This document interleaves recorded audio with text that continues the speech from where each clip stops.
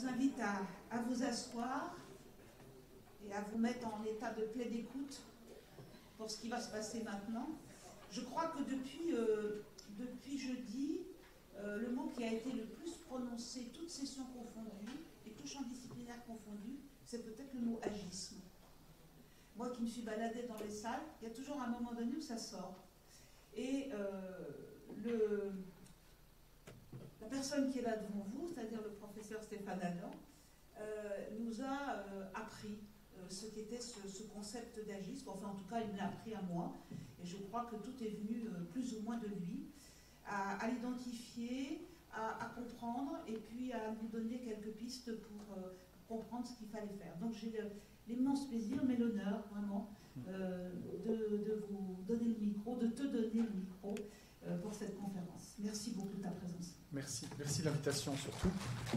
Merci. Donc bonjour à toutes et à tous. J'ai une voix qui est un peu rauque parce qu'il y a 2 jours j'étais aphone, donc j'étais content de voir que je récupère plus ou moins ma voix. Donc il va falloir le temps qu'elle chauffe. Et puis je vais me présenter succinctement. Donc je suis Stéphane Adam, donc professeur de psychologie du vieillissement à l'Université de Liège en Belgique. Et je dis chaque fois pour vous préparer psychologiquement, je suis timide pathologique. Et donc je le dis, et c'est une façon de le dire, c'est de le gérer. Et je vous assure que c'est pas fin, même si en général jamais les gens ne le croient. Donc je suis plutôt passé en timide extraverti pour être dans les considérations un peu psycho à 2 balles. Et donc ça veut dire que je dois gérer cette timidité. Et la façon que j'ai de gérer cette timidité devant un parterre nombreux, c'est de me mettre dans une bulle, comme si j'étais avec un ami et un verre de bière belge, bien sûr. Et donc, je me mets vraiment dans cette bulle. Ça veut dire que je vais avoir le ton pas toujours très académique et la blague particulièrement débile. Donc, je vous m'excuse d'emblée. C'est vraiment pour me sentir, moi, à l'aise avec moi-même. Donc, je vous assure, vous n'êtes pas obligé de rire. Néanmoins, par moments, je vais être aussi sciemment provocateur dans cet humour un peu belge, un peu à la Benoît Poelvoort, c'est arrivé près de chez vous. Donc, je vais être parfois provocateur, peut-être un peu pour vous bousculer dans certaines idées reçues qu'on peut avoir eu égard au vieillissement et dans certaines choses que je vois encore fortement apparaître dans les études scientifiques et autres. Donc voilà, je vais être parfois dans ce mode provocateur. N'hésitez pas, si vous sentez monter une migraine, une tumeur, vous pouvez m'interrompre, on peut échanger si vous n'êtes pas d'accord, même si j'ai toujours raison, là c'est une blague, d'accord. Donc voilà, donc je vais commencer, ok. Vous allez voir, je vais très vite aussi, c'est le mode timide, je parle très très vite. Donc je vais commencer par un examen que j'espère pas trop douloureux, on va juger sur pièce. Et je vous invite à compléter cet examen tout à fait sérieusement en notant les réponses que vous allez donner à ces quelques questions, soit sur une feuille de papier, soit sur un smartphone, un ordinateur, ou si vous n'avez pas de quoi écrire ou prendre note sur quelques neurones encore actifs en cet après-midi printanière. D'accord ? Première question de votre examen. Parmi toutes les personnes qui ont plus de 65 ans, donc 67, 70 pour parler belge, 80, etc., parmi toutes les personnes qui ont plus de 65 ans, quel est le pourcentage de ces personnes qui vivent en EHPAD, qui ont donc été contraintes de quitter leur domicile pour intégrer un EHPAD ou une structure institutionnelle équivalente? D'accord? CHSLD au Québec, c'est ça. EMS en Suisse, Maison de repos et de soins en Belgique. Donc parmi toutes les personnes de plus de 65 ans, quel est le pourcentage de ces personnes qui vivent en EHPAD? Deuxième question de votre examen. Mode examen, on ne triche pas, on ne regarde pas sur la copie du voisin, surtout dans le fond. Mesdames, dans le fond, on ne triche pas. Non, on ne regarde pas sur la copie du voisin. Quel est le pourcentage des plus de 65 ans qui souffrent de dépression? Mettez vraiment votre instinct. Quel est, troisième question, le pourcentage des personnes de plus de 65 ans qui déclarent se sentir souvent seules?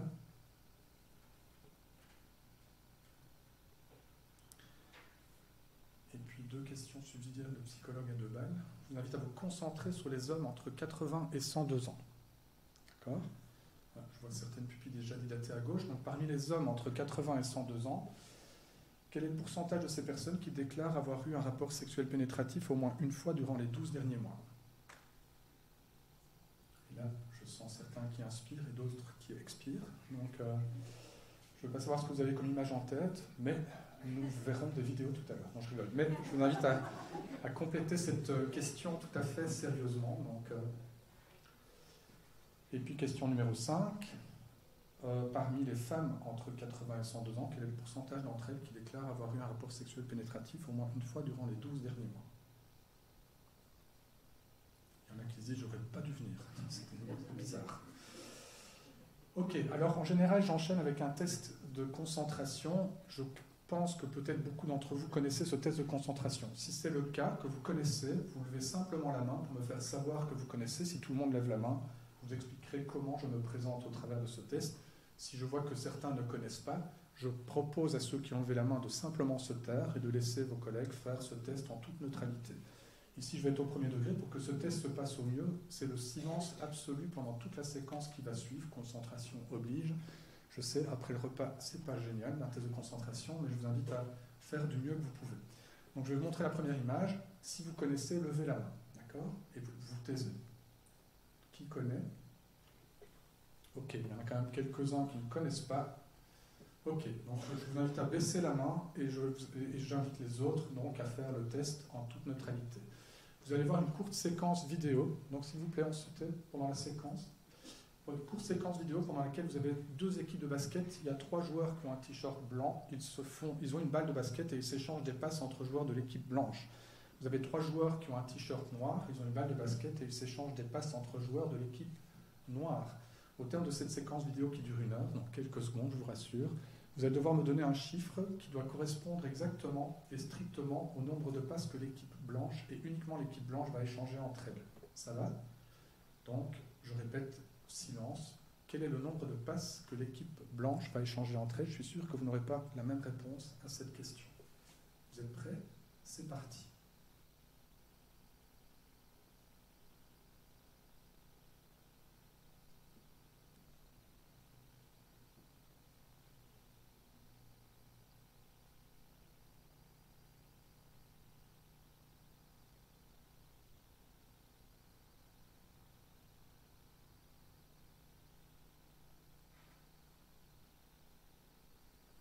Combien? 13, 15, 14. En fait, on s'en fout, c'est qui a vu le gorille? Qui a vu le gorille? Quel gorille donc? Ça va? Je vous remontre la même séquence vidéo, d'accord? Je vous remontre la même séquence vidéo. Je l'ai fait au Parlement wallon dans le cadre d'une commission parlementaire où je devais être auditionné pour tirer les enseignements de la crise sanitaire dans le cadre des EHPAD. Aucun parlementaire n'a vu le gorille. Vous voyez? Il n'arrive pas en stummeling, il y va franco, il se tape sur le torse et il continue. Sachez que ceci est un nouveau test pour détecter la maladie d'Alzheimer. Non, je rigole. Mais enfin, qui a la maladie? Celui qui a vu le gorille ou pas? Donc, non, ceci est plutôt une allégorie, si je puis dire, de ce que nous faisons. Excellent. De ce que nous faisons comme travaux dans mon service depuis à peu près maintenant 14 ans exactement. Donc, vous avez toutes et tous été confrontés à la même réalité, la même chose s'est passée devant vos yeux, mais la façon dont vous regardez cette réalité vous rend aveugle d'une bonne partie de celle-ci. La question qu'on interroge est la suivante.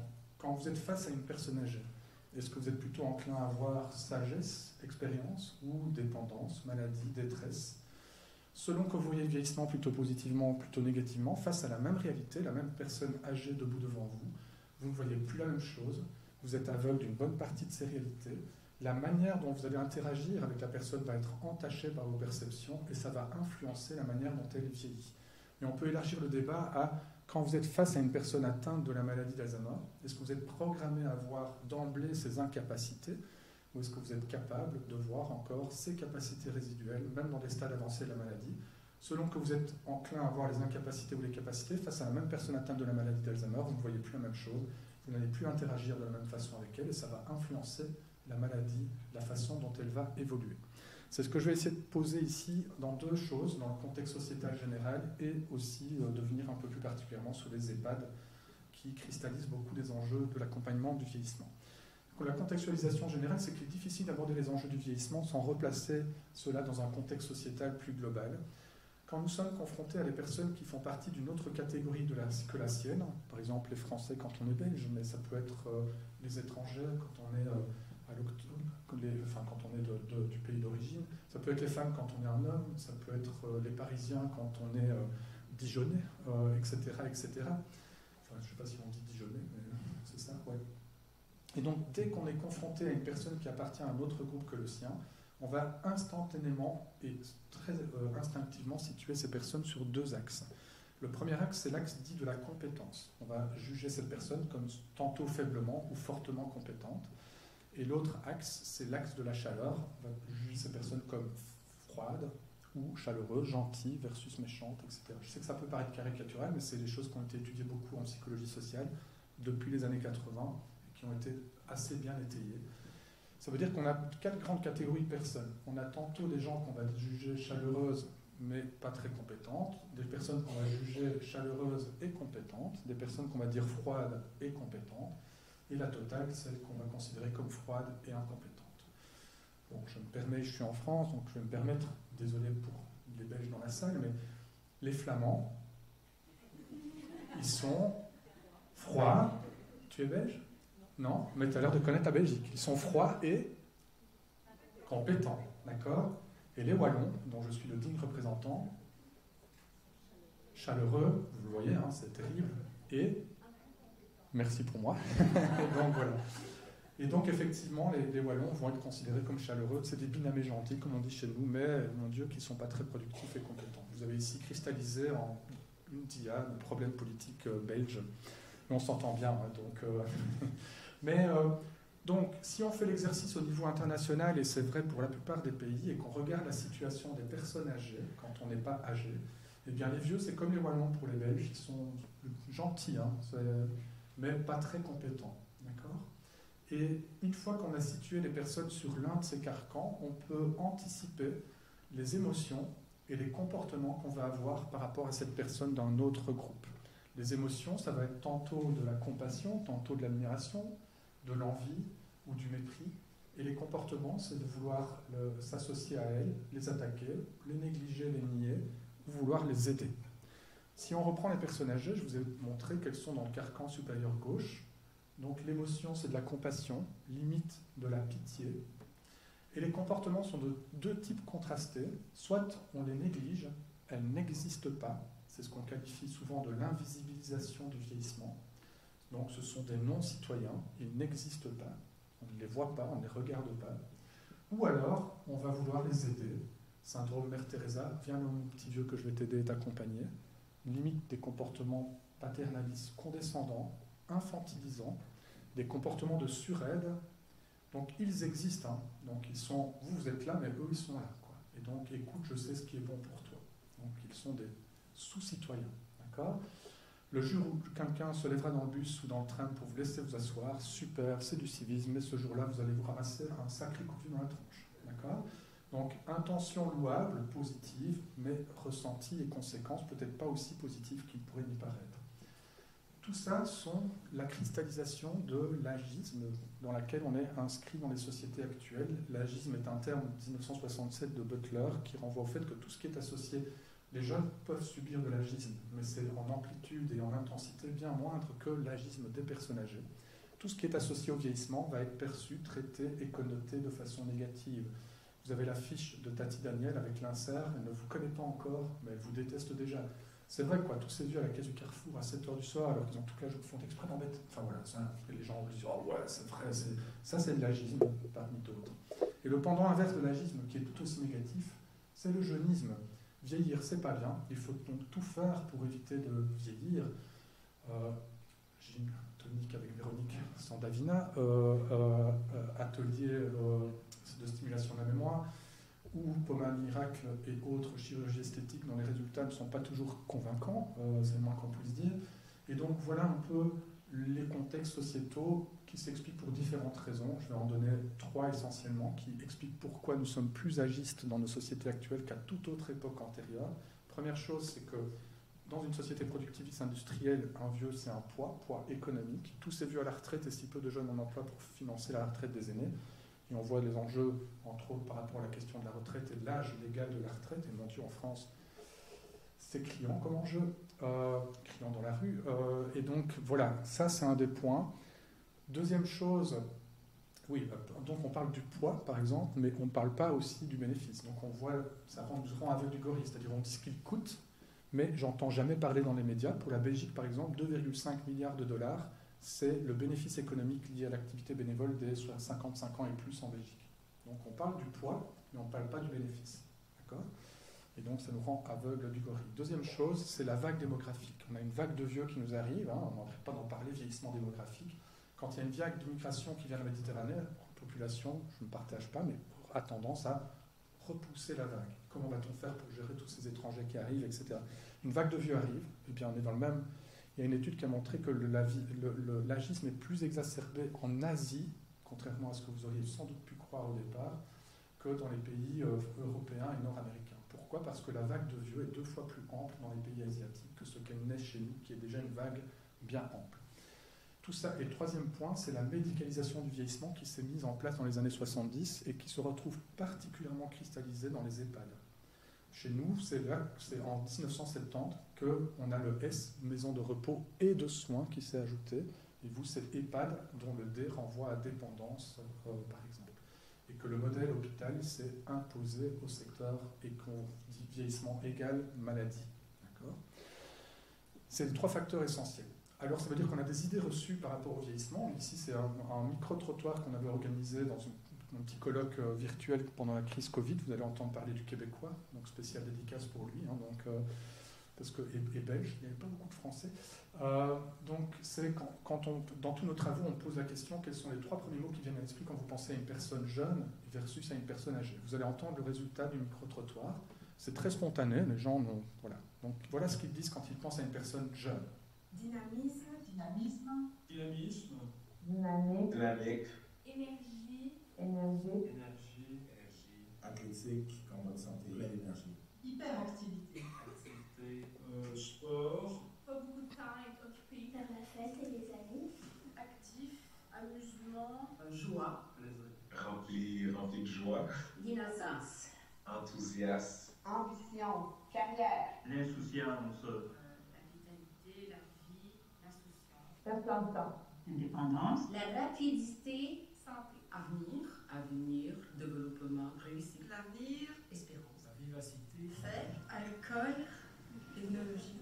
Oui, donc ça, c'est après la conférence. Donc, voilà plus ou moins les mêmes personnes qui vont faire le même exercice, mais cette fois-ci adressé par rapport aux personnes plus âgées. Sagesse. Sagesse. La sérénité. Tranquillité. Sagesse. La tranquillité. Sagesse. Bienveillance. Savoir. Expérience. Douceur. Sagesse. Et le respect. Motricité. Déclin. Handicapé. Aveugle. Et sourd en France. Besoin d'aide. Maladie. Expérience, solitude, tendresse. C'est peut-être les maladies qui arrivent. Maison de retraite. Faume. Peine à jouer malgré tout. Difficulté motrice. Maison de repos, La paix. L'acceptation. L'engagement. Tristesse. expérience, partage, amour. L'aide qu'il faut leur apporter. Dormir. Ils sont très gentils. La mort. Fragile. Perte d'autonomie. Peur de la perte. Maladie. J'ai envie de dire têtu. Elles sont confortables dans leur C'est vrai. idée à l'expérience, mais pas toujours dans le bon sens. Ouais, c'est vrai.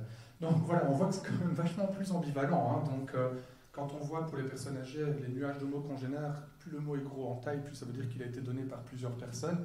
On voit que la coloration est quand même très rouge, donc négatif.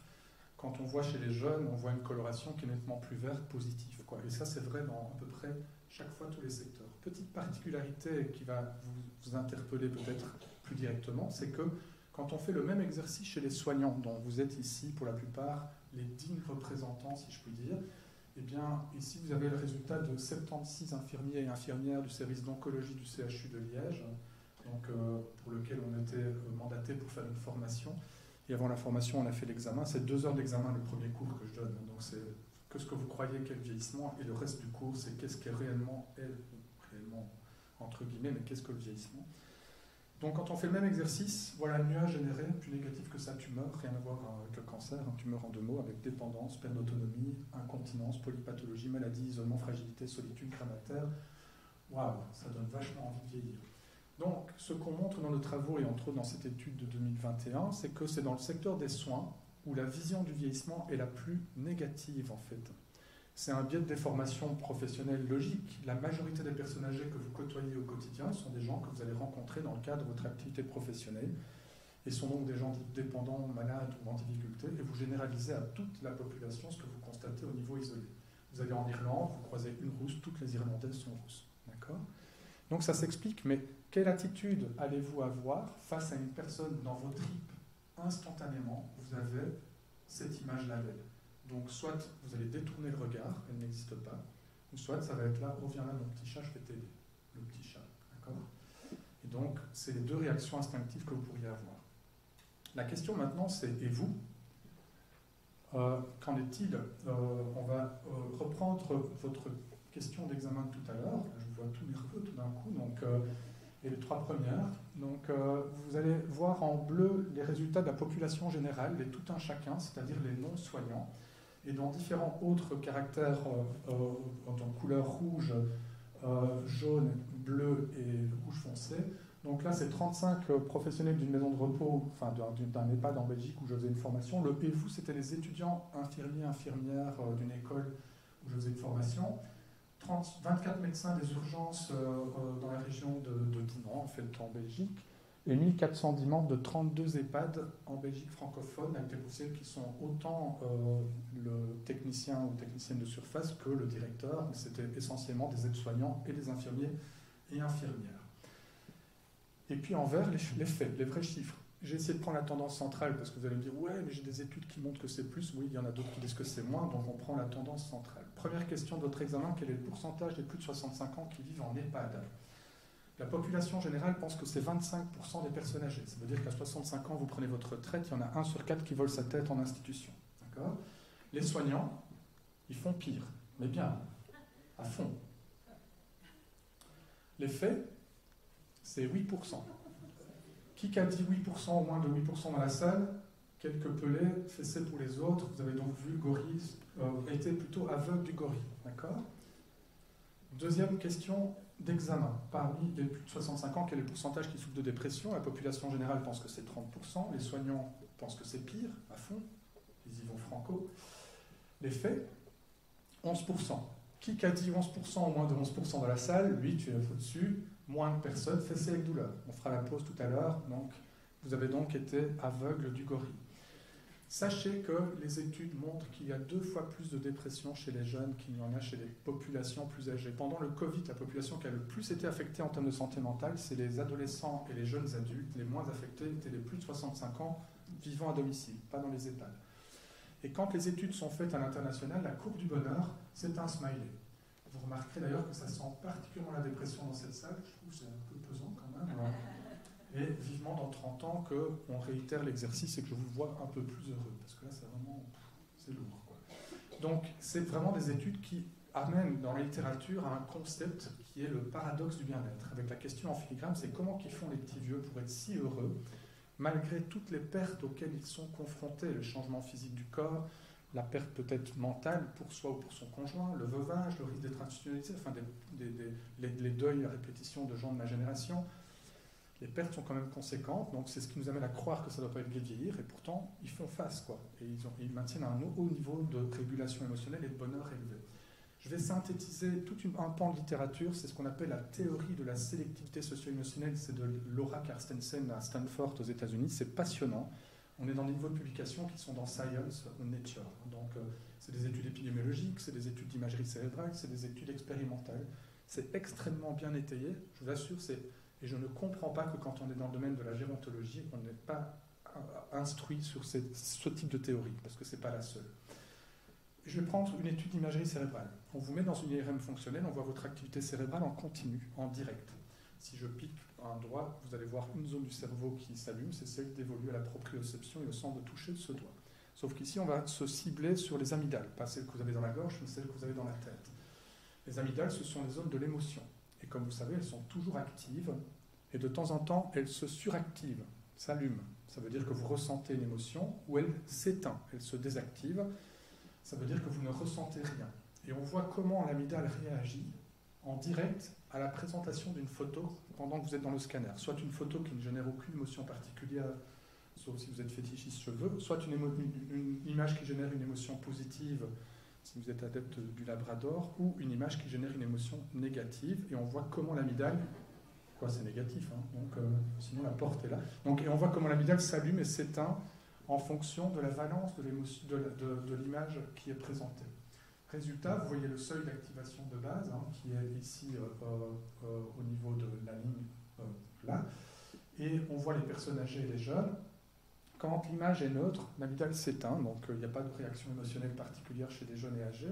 Quand l'image est positive, elle s'allume un chouïa chez les jeunes, donc un petit peu, mais elle s'allume plus chez la personne âgée. Et quand l'image est négative, elle s'allume plus chez le jeune et elle s'éteint chez la personne âgée. Donc en résumé, un vieux, donc plutôt un jeune, il n'a que 10% de négatif dans sa vie, mais il est tellement en train de le regarder, de s'en gargariser, que subjectivement ça devient bien plus négatif. Il n'a qu'un bouton purulent sur le nez, mais gros, mais il est tellement en train de le voir et de se dire « Ah mon Dieu, ce bouton, etc. » que subjectivement ça devient plus. Une personne âgée, elle n'a que 30% de positif dans sa vie. C'est bon, mon truc curseur ne fonctionne pas, ou c'est la télécommande qui, peu importe. Il n'a que 30% de positif dans sa vie, mais toutes les études vont montrer qu'il est en train de se gargariser et qu'il est aimanté par l'information émotionnelle positive.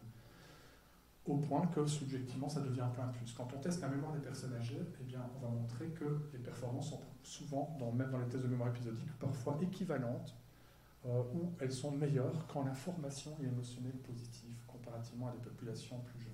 Il faut quand même se rendre compte que ça veut dire qu'en gros, les jeunes, ils voient le même verre à moitié vide, alors que la personne âgée voit le même verre à moitié plein. Les jeunes sont plus critiques sur leur corps que ne le sont les personnes âgées, par exemple. Et donc, ça, c'est quand même la base, et j'en ai entendu tout à l'heure dans certaines communications, de deux approches cliniques de la dépression chez le jeune, qui est d'une part la psychologie positive, qui consiste à orienter les ressources du dépressif vers les détails positifs d'une journée et de les retranscrire pour pour centrer sur les éléments positifs, et aussi la pleine conscience, qui est une technique méditative qui consiste à être dans l'ici et l'instant, de se projeter dans l'ici et l'instant, et de dire que dès aujourd'hui les roses de la vie profitent de l'ici et de l'instant, carpe diem. Chez nous, le 6 décembre, on fête Saint-Nicolas en Belgique, les enfants reçoivent un cadeau. Après une demi-heure, ils lèvent la tête en disant « Qu'est-ce que je vais recevoir à Noël ?» Écoute, profite déjà de... Vous partez en vacances cet été, je suis mentaliste, je vous ai observé à la pause midi, etc. Donc j'ai déjà cerné 85% de l'auditoire ici.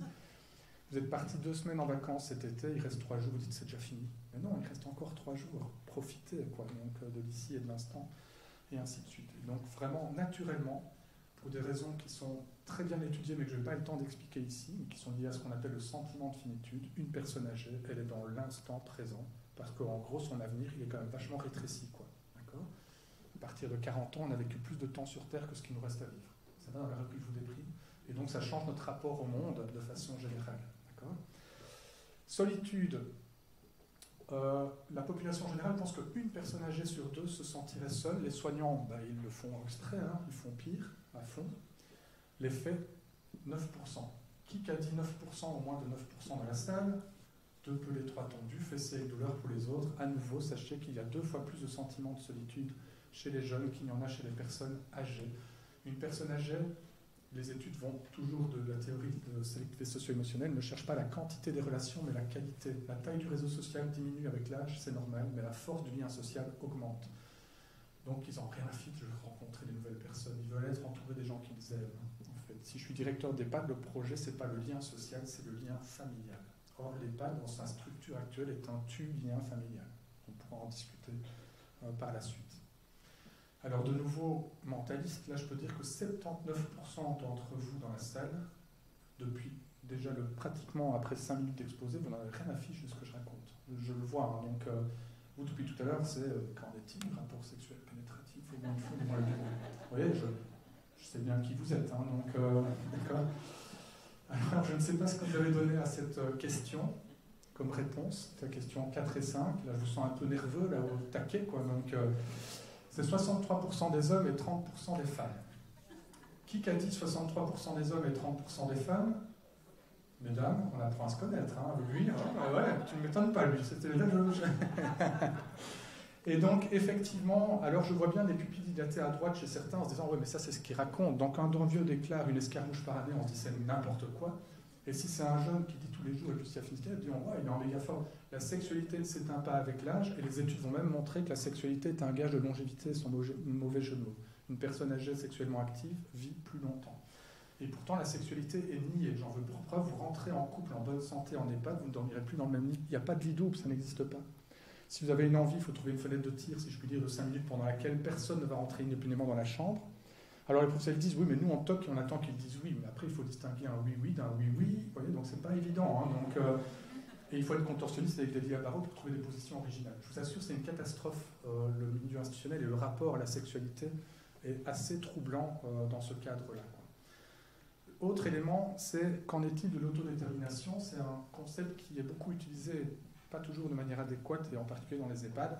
C'est la capacité d'agir et de décider librement, conformément à ses souhaits, dans un cadre légal. Hein, donc je ne peux pas faire tout ce que je veux comme je veux, mais il y a des lois. Mais pour le reste, j'ai une sacrée marge de liberté, et en particulier chez vous. Dans la société, ça correspond au droit de vote. Et j'ai vu que, manifestement, il y a des élections en France aussi, puisqu'il y a les élections européennes et que c'est chaud boulette, comme on dit chez nous. Donc, or, de plus en plus, donc, mesdames, en France, c'est depuis seulement 1944 que vous avez le droit de voter. Ça veut dire que la société était régie par l'homme, vous n'aviez aucun droit d'expression et d'emprise sur la société. Vous subissiez. D'accord ? C'était le bon vieux... Non, je rigole. C'était pas bien. C'était pas bien. Donc, quand on a l'impression que voter, ça ne sert plus à rien, de toute façon, c'est toujours les mêmes qui s'arrangent entre eux, ça ne sert à rien, ce qui est un peu ce qu'on entend beaucoup dans le discours ambiant en Belgique et ailleurs, eh bien, il y a deux grands comportements qui vont être observés. Passif, agressif. Passivité, on ne va plus voter, on ne s'exprime plus. C'est ce qu'on appelle le syndrome d'impuissance acquise. Quand j'ai l'impression que je n'ai pas d'emprise sur la situation, je m'efface. D'accord ? Et donc, je ne m'exprime pas. Je ne m'exprime plus. Et l'autre réaction, c'est on enfile son gilet jaune et on va pousser une gueulante dans la rue. Donc c'est agressif. Eh bien, dans les EHPAD, c'est exactement les deux grandes catégories de projets d'accompagnement que vous allez avoir dans les EHPAD. Dans les EHPAD, les résidents ont tellement le sentiment de ne pas avoir de contrôle sur la vie et de subir le rythme imposé par les professionnels et la structure, qu'on va avoir deux comportements contrastés. L'apathie, les résidents s'éteignent, ils restent assis longuement, passifs, sans rien faire. Et le projet institutionnel devient pour les équipes d'allumer le feu, si je puis dire, il est belge, hein, je précise, et donc de stimuler, on va dire le mot-clé, hein, stimuler, et dans l'autre cas, on va dire qu'il présente des troubles du comportement, il va déambuler, va crier, appeler, poser des questions, interpeller, embêter, et le projet institutionnel est d'éteindre le feu pour ces situations-là. Troubles du comportement, en fait, qui ne sont pas les troubles du comportement, puisque la plupart du temps, quand on analyse la situation, c'est les comportements que vous auriez toutes et tous ici présents, placés dans la même situation. Donc, ce n'est pas un trouble du comportement, c'est un comportement humain, parfois un peu exacerbé par la maladie, mais vous auriez la même réaction placée dans la même situation. Quand on regarde les études, ici c'est une étude à la fois longitudinale sur 6 ans et transversale, on prend toutes les tranches d'âge de 18 jusqu'à 90 ans, et on regarde quel est le sentiment de contrôle au travers d'un indicateur, et le sentiment de contrôle chez chaque individu est répété pendant 6 ans, donc à l'intervalle de 2 ans. Eh bien, on voit que chute drastique du sentiment de contrôle à partir de 48-50 ans, on voit une baisse monumentale du sentiment de contrôle. Toutes les personnes âgées interrogées ici sont des personnes âgées vivant à domicile et ne vivant pas en institution. Je reviens sur le non-citoyen et je vais vous donner des statistiques d'invisibilisation pour conforter ce que je disais avant.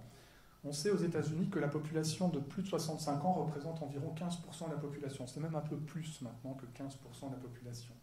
Eh bien, à la télévision, ça représente seulement 1,5% de tous les personnages qu'on va avoir à la télévision. Invisibilisation du vieillissement dans les médias. Dans les dessins animés de Disney, seulement 5,6% des personnages sont des personnes âgées, alors que ça représente de nouveau 15%. Qui sont-ils ? La vieille sorcière dans Blanche-Neige, Cruella dans les Sangs dalmatiens, Merlin, un vieux fou, gentil, mais il n'a pas toutes ses frites dans le même sachet, il n'est pas tout frais dans sa tête. Vous avez le vieux du personnage là-haut qui est tout aigri, et vous avez Picsou, vieux radin, c'est connu, les vieux c'est radin. Donc voilà, donc, en fait cette étude tout à fait sérieuse montre qu'il y a peu de personnages âgés, et ils sont souvent dépeints sous un angle négatif. Et vos enfants voient ces dessins animés, donc comment vont-ils avoir une représentation du vieillissement? Il n'y a plus de Disney, poubelle maintenant. Alors, dans le domaine qui vous occupe, le soin, regardez, on sait que le facteur de santé le plus souvent cité comme étant un facteur de risque, c'est l'âge. Plus on est âgé, plus on risque d'eux. C'est normal. On sait que 70% des gens qui souffrent d'un cancer sont des personnes qui ont plus de 65 ans. Le facteur de risque principal de cancer, c'est l'âge. On peut donc dire que la majorité des gens concernés par un cancer sont des personnes qu'on peut qualifier de plus âgées. D'accord ? Maintenant, quand on regarde les études scientifiques et les essais cliniques, quand on teste de nouvelles thérapies dans le cancer, quelle est la représentativité des personnes âgées ? Eh bien, 68% des essais cliniques vont porter sur des gens qui ont entre 30 et 64 ans, 24% les gens de 65 et 74 ans, et 8% seulement les gens de plus de 75 ans. Donc il y a un paradoxe, la majorité des gens concernés par un cancer sont des personnes qu'on peut dire plus âgées, la minorité des études scientifiques et des essais cliniques portent sur cette population. D'accord ? Quand on teste des traitements tels que les antidépresseurs, les anxiolytiques et les somnifères, ces traitements sont dans les essais cliniques faits sur des gens qui ont moins de 60 ans. Pourquoi ? Officiellement, ils disent parce que les personnes âgées sont difficiles à recruter. C'est nawak, c'est n'importe quoi. Pourquoi ? Parce qu'on risque d'observer trop d'effets secondaires chez ces populations qui rendraient le médicament peu, voire pas commercialisable. On administre à tour de bras à ces personnes des traitements qui n'ont jamais été testés chez elles. Quand on a fait les essais cliniques pour le vaccin du Covid, c'était sur des gens de moins de 60 ans. Les premiers vaccinés étaient les gens de plus de 60 ans. D'accord ? C'est consternant. CON majuscule, enfin c'est interpellant en tout cas. Donc, dans l'invisibilisation, plus interpellant encore, quand on pose des questions à vous ici dans la salle, c'est-à-dire tous les corps de métier associés aux soins, donc les médecins généralistes, les spécialistes, oncologues, gynécologues, dermatologues, ou les paramédicaux, infirmiers, aides-soignants, kinés, psychos et autres. Deux questions. Première question, quel est le pourcentage de patients que vous suivez en pratique professionnelle et qui ont plus de 65 ans ? Eh bien, à part les pédiatres, c'est au moins 50% de votre patientèle. Si vous êtes médecin généraliste, 50% de vos patients sont plus âgés. Si vous êtes dans le cancer, 70%. Si vous êtes dans le soin et l'accompagnement à domicile, c'est 85 à 90%. Si vous êtes en EHPAD, c'est quasiment 100%. Okay ? Deuxième question, quel est le pourcentage d'heures de formation dans votre cursus de base qui concerne le vieillissement et la personne âgée ? Eh bien, c'est en moyenne à peine 4%. Souvent, 0. Médecine générale à Bruxelles, en Belgique, 360 crédits de formation qu'ils doivent compléter en 6 années. 3 sur la personne âgée. D'accord ? Une aide familiale à domicile. Je suis en train de travailler un système de formation virtuelle des jeunes dans ces fonctions d'aide familiale qui sont des fonctions importantes, sociétalement importantes. Elles ont plus de cours sur les enfants et les adolescents qui représentent 4% de leur public que sur les personnes âgées qui n'existent quasiment pas. Réflexion des enseignants, si on met les vieux dans la formation, ça risque de rendre la formation pas très attractive. Mais justement, d'accord ? Donc, invisibilisation du vieillissement, je pense que c'est assez clair, et sous-citoyen, et c'est ce que je qualifie souvent de la dominance du soin. Quand il y a un soignant, il y a un soigné. Ça veut dire qu'il y a un sachant et il y a un sachez-pas. Écoute, moi je sais ce qui est bon pour toi. Là, ça fait déjà une demi-heure que vous êtes assis, vous sédentarisez. Pas bien. On va quitter, il y en a déjà qui vont cloper direct en sortant. Pas bien. Tout à l'heure, j'en ai vu qui se resservaient de la sauce. Imaginez vos vies avec une blouse blanche et quelqu'un qui regarde tout ce que vous faites sous l'angle de votre santé. Vous avez pété une case, ou le péter lui, quoi. Mais, et ça c'est des consultations que je fais dans mon bureau de soutien aux aidants, aider. Et bien ça, rien que le qualificatif aidant, aider, amène à devoir traiter ces questions dans les consultations, parce que l'aider dit ma femme, c'est toujours ma femme. Oui, bien sûr, j'ai des difficultés, mais on voit qu'il y a un rapport de force qui s'installe, ne fût-ce que même par la question de l'étiquette, et qui peut générer des situations compliquées et conflictuelles. Qui a des enfants dans la salle ? Ce ne sont pas timides. Super. Ceux qui n'ont pas levé la main pour des raisons démographiques, je vous invite à faire un effort. Lionel, tu me diras si dans 9 mois ça a marché. Et donc, le nombre d'enfants que vous avez, et surtout le sexe des enfants que vous avez, selon que c'est plutôt des filles ou des garçons. Une fille, un garçon, 2 filles, 2 garçons, 3 filles, 3 garçons, prédit de façon significative comment votre mémoire décline en vieillissant. Et là, je sens que les gens se disent « Oula, j'aurais vraiment pas dû venir là ». Donc, la question, est-ce que c'est mieux d'avoir des filles ou des garçons pour sa mémoire plus tard ? Qui pense qu'il vaut mieux avoir des garçons ? Madame en a 3, t'en as 2. Qui pense qu'il vaut mieux avoir des filles ? Là, oui, t'en as 4. Non ? 2. Officiellement, d'accord. Et eh bien, il y en a plein qui s'abstiennent en disant « je sais pas, mais ça me tracasse ». Donc, eh bien, sachez que quand on a des filles, c'est mal barré pour sa mémoire plus tard. C'est une étude sur 55 000 personnes de 14 pays de la communauté européenne qui ont été suivies pendant 10 ans. C'est pas un pelé de tondu. Et la question étant, mais comment ça se fait ? Eh bien, parce que les filles viennent chercher le linge sale des parents plus âgés, alors que les garçons viennent apporter leur slip sale aux parents plus âgés. D'accord ? C'est une façon caricaturale et sexiste, mais parce que la raison de ce résultat est sexiste, d'illustrer le résultat. Dans une société sexiste comme est la France, jouer rose, Barbie infirmière, jouer bleu, G.I. Joe combattant, on programme par une éducation genrée à faire que le syndrome Mère Teresa soit orienté vers les filles. C'est comme ça qu'on a 90% d'infirmières, 10% d'infirmiers. Plus une société sexiste, c'est profession égale, salaire 10 à 15% plus élevé chez les hommes que chez les femmes, à profession égale, c'est le cas de la France. Poste à responsabilité plutôt les hommes que les femmes sont moins valorisées en emploi, prennent des temps partiels en fin de carrière. Oups, syndrome Mère Teresa, j'ai beaucoup de temps pour m'occuper de mon parent plus âgé, vous avez des filles, bardaf, c'est l'embardé. Vous vivez maintenant au Danemark, il n'y a plus de rayon filles et garçons dans les magasins de jouets, poste à responsabilité 50-50, salaire équitable entre les hommes et les femmes. Vous avez des filles ou des garçons au Danemark, ça ne change rien à l'évolution de votre mémoire en vieillissant. Et donc, ça interroge ici la question de l'aide, mais l'aide excessive que je reçois d'un tiers, qui est ici mon enfant, mais vous toutes ici, vous êtes des professionnels programmés par vos formations à aider des personnes qu'on va qualifier de en difficulté. Et ici, il y a une étude qui a été faite, déjà ancienne, 1982. On est sur des personnes de à peu près 80 ans à qui on dit qu'on va apprendre à résoudre des casse-têtes type puzzle. Toutes vont s'entraîner 4 fois 20 minutes. La seule chose qui va changer, c'est les conditions de l'entraînement. Pour un tiers des participants, ils s'entraînent 4 fois 20 minutes seuls dans une pièce. Et puis on verra avant et après s'ils sont devenus meilleurs après entraînement qu'avant. L'autre tiers des participants, il y a un membre du personnel qui est présent dans la pièce, mais il a pour seule et unique instruction que d'encourager verbalement la personne âgée. Super, c'est bien, continuez comme ça, génial. Et dans le troisième cas, le membre du personnel est cette fois-ci autorisé à aider la personne âgée, soit parce que la personne âgée sollicite son aide, soit parce que le membre du personnel trouve qu'elle rame un peu et qu'un petit coup de pouce serait opportun. Résultat, ceux qui s'entraînent seuls s'améliorent à peine, ceux qu'on a encouragés verbalement sont meilleurs statistiquement après entraînement, ils vont plus vite et ils font plus de pièces, ceux qu'on a aidés se détériorent. Et comme vous le voyez, ce n'est pas un petit peu. On n'aurait rien fait avec eux, c'était mieux que de le faire en les aidant. Comment expliquer ce résultat? Quand on interroge les participants, comment vous sentez-vous confiant en vous quand vous faites ce type de tâches? Ceux qu'on a aidés statistiquement se sentent nettement moins confiants en eux que ceux qu'on a aidés. Comment trouvez-vous la tâche? Facile, difficile? Ceux qu'on a aidés trouvent la tâche nettement plus difficile que ceux qu'on a encouragés. On a donc programmé les gens à devenir dépendants. On dira d'une personne, c'est bien d'aller voir le kiné pour travailler un peu le physique, venez, je vais vous conduire, mais je vais vous prendre un fauteuil roulant parce que ça va plus vite. Enfin, c'est vraiment complètement... Et donc je reviens sur les considérations Disney, Pixar, donc vous avez ici Wall-E avec tout est sur commande vocale, je n'ai plus à me déplacer, je suis porté, je fais tout comme ça, mais le jour où les machines tombent en panne, je ne sais plus marcher et je perds beaucoup de mes compétences. On est en train de faire un projet de recherche en Belgique où on étudie les environnements des maisons des personnes âgées, où on veut de plus en plus avoir un environnement sécure, tout plein pied, avec intégrer de la domotique pour que les choses se... Eh bien, nous, ce qu'on pense, c'est que ces environnements-là vont développer la dépendance des personnes.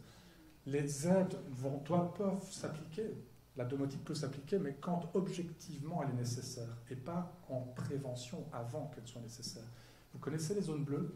Les zones bleues sont des zones géographiques mondiales. Il y a 4 zones qui ont été étudiées, une en Sardaigne, une au Japon, une en Grèce et une au Costa Rica. Ce sont des zones très limitées géographiquement dans lesquelles il y a un nombre important d'hypercentenaires. Et ce n'est pas pour des raisons familiales, parce que ce ne sont pas des gens de la même famille, et ce n'est pas un hasard, c'est statistiquement significatif. Donc, si vous avez dans un endroit donné sur 5 km² plein d'enfants qui naissent avec un bras, on se dira, il y a un stut, il y a un problème, c'est qu'il y a une usine qui pollue ou quelque chose. Sauf que là, c'est plutôt des zones où les gens vivent vraiment jusqu'à plus de 110 ans, quoi. Et donc, c'est intéressant de comparer les caractéristiques de ces régions. Eh bien, une des caractéristiques de ces régions, c'est des régions montagneuses, souvent. Ça veut dire qu'il faut se bouger, quoi, pour se déplacer d'un point A à un point B. Forte cohésion sociale. Et la personne a encore un sentiment d'être utile aux autres, même au-delà des 110 ans. Et on voit comme ça une série de caractéristiques partagées de ces environnements, mais l'activité physique en fait partie, et si on gomme les marches d'escalier, je ne vais plus faire d'activité physique. Aider, oui, mais à la hauteur objective et stricte de ce qui est nécessaire, ni plus ni moins. Je ne dois pas parler plus fort avec toutes les personnes âgées parce que je crois qu'elles n'entendent pas bien et qu'elles n'ont pas toutes leurs frites dans le même sachet, qu'elles ne comprennent pas bien. D'accord ? 50% d'entre elles, au-delà de 75 ans, peuvent avoir des problèmes auditifs, mais en appliquant sur « je crois qu'elles n'entendent pas bien », je parle plus fort avec toutes, j'applique à la moitié quelque chose qui n'est pas utile pour elle. Cette moitié-là va vous demander de répéter, pas parce qu'elle n'a pas compris, mais parce qu'elle se demande si elle a bien compris, parce qu'elle se sent diminuée, parce qu'on lui parle petit vieux, et elle va demander de répéter pour vérifier si elle a bien compris. Et donc vous dites décidément, elle est sourde comme un pot, vous allez encore plus parler petit vieux. Donc vous développez chez cette moitié-là des troubles du langage. Vous devez parler normalement à toutes les personnes âgées, constatez qu'une sur deux vous demande de répéter ou dit ne pas bien entendre. Pour cette personne-là, vous adaptez votre discours. Ça veut dire que votre aide est portée sur ce que vous constatez et non plus sur ce que vous croyez. En parlant de croyance, on devient ce que l'on croit. Donc le résultat de votre petit examen de départ me permet, selon la littérature scientifique, de prédire mieux que Madame Soleil votre évolution de santé physique et mentale dans les mois et les années futures. Et là, je sens qu'on se crapote dans son fauteuil en se disant « Oula !» D'accord ? Vous avez ici des études longitudinales qui montrent que ceux qui avaient une vision moins négative du vieillissement, donc ceux qui ne levaient pas la main, ils ont une mémoire qui décline plus vite en vieillissant. Il y a aussi plus de problèmes de santé mentale, des PTSD, de l'anxiété généralisée, des idées suicidaires et de la dépression majeure. Donc ceux qui, plusieurs années avant, avaient une vision plus négative du vieillissement étaient beaucoup plus à risque 6 années plus tard de développer des problèmes psychiatriques. Ça, c'est sur la santé mentale. Santé, ici, c'est un suivi sur 23 ans. 23 ans avant, ceux qui avaient une vision moins négative du vieillissement, 13% d'entre eux développent des problèmes cardiaques 23 ans plus tard. 23 ans avant, ceux qui avaient une vision plus négative du vieillissement dans un questionnaire comme le petit examen, c'est quasiment le double. 25% développent des problèmes cardiaques 23 ans plus tard. Donc je vous donnerai ma carte, on reste en contact. Je veux dire, c'est chaud, quoi. Donc ça, c'est la courbe de survie, c'est sur 22 ans et demi, et c'est 7 ans et demi de vie gagnée si vous avez une vision plus positive du vieillissement. Comment se fait-il? Et donc ça, c'est une autre étude qu'on a publiée avec Sarah en oncologie. Diagnostic de cancer, dans les 2 semaines qui suivent le diagnostic, on fait passer au patient ou à la patiente une échelle qui mesure la vision qu'elle a du vieillissement. Et puis, sur les années qui suivent, on suit ces patients dans le cadre de l'évolution de leur traitement pour cancer. Et après contrôle des paramètres cliniques initiaux, on a pu montrer que ceux qui, dans le questionnaire, avaient une vision plus négative de leur vieillissement au moment où ils ont été diagnostiqués, eh bien, ça prédit leur mortalité avec le cancer par la suite. C'est ce qu'on appelle les facteurs biopsychosociaux du vieillissement. D'accord ? C'est des choses qui englobent à la fois la biologie, ma psychologie, c'est-à-dire comment je me perçois moi, et aussi ce que la société me fait sentir. Comment expliquer ça ? Eh bien là, on a fait passer des questionnaires de vision du vieillissement à des adultes, et puis des années plus tard, on leur a fait passer un questionnaire qui mesure la propension qu'ils ont à se mettre en adéquation avec des conduites de santé dites positives, fumer peu ou pas, boire peu ou pas d'alcool et si oui uniquement de la bière belge, attacher sa ceinture au volant, faire un peu de sport, manger sainement. Eh bien, 23 ans avant, ceux qui avaient une vision plus négative du vieillissement, 23 ans plus tard, se déclarent beaucoup moins enclins à se mettre en adéquation avec des conduites de santé dites positives. Pourquoi arrêter de fumer si c'est pour vivre plus longtemps comme un vieux croulant odorant dans une maison de retraite?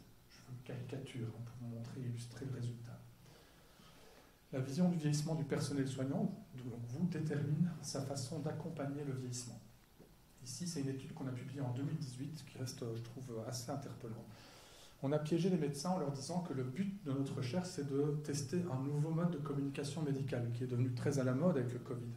Plutôt que d'enregistrer sur un dictaphone une conclusion ou une information pour un ou une patiente, et puis une secrétaire courageuse tape le rapport et un facteur qui ne fait pas grève vous transmet le courrier, vous enregistrez une information, vous appuyez sur un bouton et le patient reçoit directement par courriel le fichier MP3, il peut entendre ce que vous dites. Et nous, ce qu'on disait aux patients, enfin aux médecins, c'est le but de la recherche et de voir comment un patient digère une information, encaisse une information médicale selon qu'il la lit dans un rapport écrit ou selon qu'il l'entend de vous à l'oral, qui est purement un prétexte torciveux de psychologue à 2 balles pour enregistrer des médecins qui communiquent. Qu'est-ce qu'ils communiquent ici? Ils ont 2 dossiers d'une patiente qui a un cancer du sein et le traitement proposé, c'est une hormonothérapie. Ce sont des gélules, ce n'est pas une chimio, ce n'est pas de la radiothérapie, mais c'est souvent quand le pronostic est peu engagé pour la personne, quand c'est des cancers plutôt peu invasifs, mais les symptômes secondaires des gélules peuvent quand même être conséquents. Et le médecin va expliquer le traitement et les symptômes secondaires que la patiente peut ressentir. Le dossier est relativement identique, à quelques millimètres près la taille de la tumeur, etc., mais globalement, c'est la même situation médicale, sauf que dans un cas, c'est une patiente qui a 40 ans, Dans l'autre cas, c'est une patiente qui a 70 ans. 70 ans, c'est jeune pour un vieux, c'est jeune vieux. Donc, tout est enregistré naturellement. On peut étudier l'onde sonore au millimètre près. Qu'est-ce qu'on va constater? Le médecin fait des phrases plus courtes statistiquement dès qu'il s'adresse à la patiente plus âgée. Le médecin fait aussi il parle plus lentement dès qu'il s'adresse à la personne plus âgée. Il ne parle pas moins fort ou plus fort parce que de toute façon c'est un enregistrement, donc il sait que le volume va être réglé par le patient. Par contre, il va avoir tendance à répéter statistiquement plus souvent la même information quand il s'adresse à la personne plus âgée. C'est bienveillant, c'est de l'agisme bienveillant. Viens là que je vais t'aider parce que tu n'entends pas bien, c'est pour être sûr qu'ils comprennent, d'accord? Mais voilà, imaginons que vous entendiez le médecin s'adresser à vous comme ça, quel effet ça peut avoir sur vous? Parce que chaque enregistrement, on les a fait écouter à des femmes en disant, imaginons que vous avez un cancer du sein, vous allez recevoir une hormonothérapie, écoutez ce que le médecin vous explique. Et quand vous écoutez le médecin, on vous dit, avez-vous confiance dans le médecin, allez-vous prendre le traitement, êtes-vous optimiste sur les effets du traitement par rapport à votre situation médicale. Sauf que dans les enregistrements, on a enlevé tout ce qui permettrait d'identifier l'âge de la patiente, et vous ne savez pas quand vous écoutez le médecin si c'est le médecin qui s'adresse à la patiente jeune versus à la personne âgée. Donc là, on a vu la forme du discours. Maintenant, je vais vous montrer le fond. Donc, voici deux extraits qui étaient assez caractéristiques de choses qu'on a observées dans les enregistrements. Imaginez-vous que le médecin s'adresse à vous. Donc, je suis en train de perdre la flèche. Voilà. Donc, vous allez voir ici la médecin qui s'adresse à la personne jeune. Parce qu'on va avoir, comme tout traitement, des effets secondaires. Alors, par rapport à la chimio, on est loin de tout ce qui est perte de cheveux, tout ça, ça n'a rien à voir. Mais on va avoir des effets du type des bouffées de chaleur. Bon, c'est que vous avez 40 ans, vous êtes jeune, donc on va être un petit peu dans tout ce qui est ménopause et tout ça. Donc on joue avec des médicaments qui sont quand même un peu agressifs. Donc vous aurez des débuts de bouffées de chaleur, un petit peu des douleurs articulaires. Ce qui peut être plus embêtant pour vous, c'est un petit peu une diminution du désir. Donc ça, il faudra qu'on en parle. Si jamais ça arrive, on a des moyens d'essayer de contrer un petit peu. La sécheresse de peau, ça arrivera aussi. Donc on a un peu, au niveau vaginal aussi, il peut y avoir un petit peu de sécheresse. Donc on arrivera un petit peu à parler de tout ce qui peut arriver quand on a la ménopause. La même médecin s'adressant avec les mêmes enjeux cliniques, la même situation clinique à la personne de 70. Qu'est-ce que ça peut donner un peu comme effet? Ça peut donner quelques bouffées de chaleur. Bon, vous avez déjà certainement vécu ça au niveau de la ménopause, les bouffées de chaleur, ça peut un peu revenir. Mais bon, on vit avec ça et en général, ça passe quand même assez facilement. On peut avoir un peu mal aux articulations, mais bon, ça aussi, à votre âge, je pense que vous avez déjà un peu mal aux articulations, donc il sera un petit peu noyé, etc. Et donc, dans votre cas, on n'aura pas énormément de choses en plus que des deux choses que vous avez déjà un peu liées à l'âge. C'est pas vraiment un problème. C'est pas vraiment un problème. Wow, ça, c'est quand même... on pourrait se dire, au premier degré, c'est violent, mais elle le fait de nouveau dans un sens de protection bienveillant, quoi. Donc, c'est comme ça que dans les EHPAD, il y a plein de personnes âgées qui ont un cancer, et c'est les seuls à ne pas savoir, parce que ni les familles ni les professionnels ne veulent le dire, disant, c'est ce que tu dis? Ouais, c'est troublant, c'est troublant. Et donc, voilà, petite parenthèse, c'est quand même assez fulgurant. Dans un cas, antidouleur aux articulations, venez nous voir, on peut vous aider. Dans l'autre cas, c'est votre âge, vous avez déjà un peu mal aux articulations, donc ce ne sera pas bien méchant. Donc on va être enclin à moins prescrire d'antidouleur. L'autre cas, on dit sécheresse vaginale, perte de la libido. Chez la dame, on n'en parle pas. 70 ans, ça sent brûler. Enfin bref, je suis plein par les trucs. C'est comme si on disait qu'elle n'est plus... Non, c'est pas au médecin de décider si c'est pertinent pour elle ou pas. Il peut en parler normalement et elle dira, à mon âge, vous savez, ça ne m'intéresse plus. Ou dira, j'ai rencontré un petit Macron, effectivement. Voilà, c'est à elle de décider, d'accord? Désolé, je la portais là, je suis prêt à partir en courant si c'est trop, mais... Et donc voilà. Mais en tout cas, pour dire que ce que vous voyez là, c'est qu'au travers de l'enregistrement, on mesure les attitudes. Et les attitudes, c'est quoi? Sous-traiter certains symptômes. Mais aussi, comme autre attitude, il y a le surtraitement d'autres symptômes. Si je prends les mains levées tout à l'heure et que vos perceptions, c'est qu'un vieux, il est triste, il est tout seul, et mon Dieu, que ça ne doit pas être gai, on va surprescrire les anxiolytiques, antidouleurs et autres traitements du type que je vous ai dit ne pas avoir été testés chez ces publics-là lors des essais cliniques.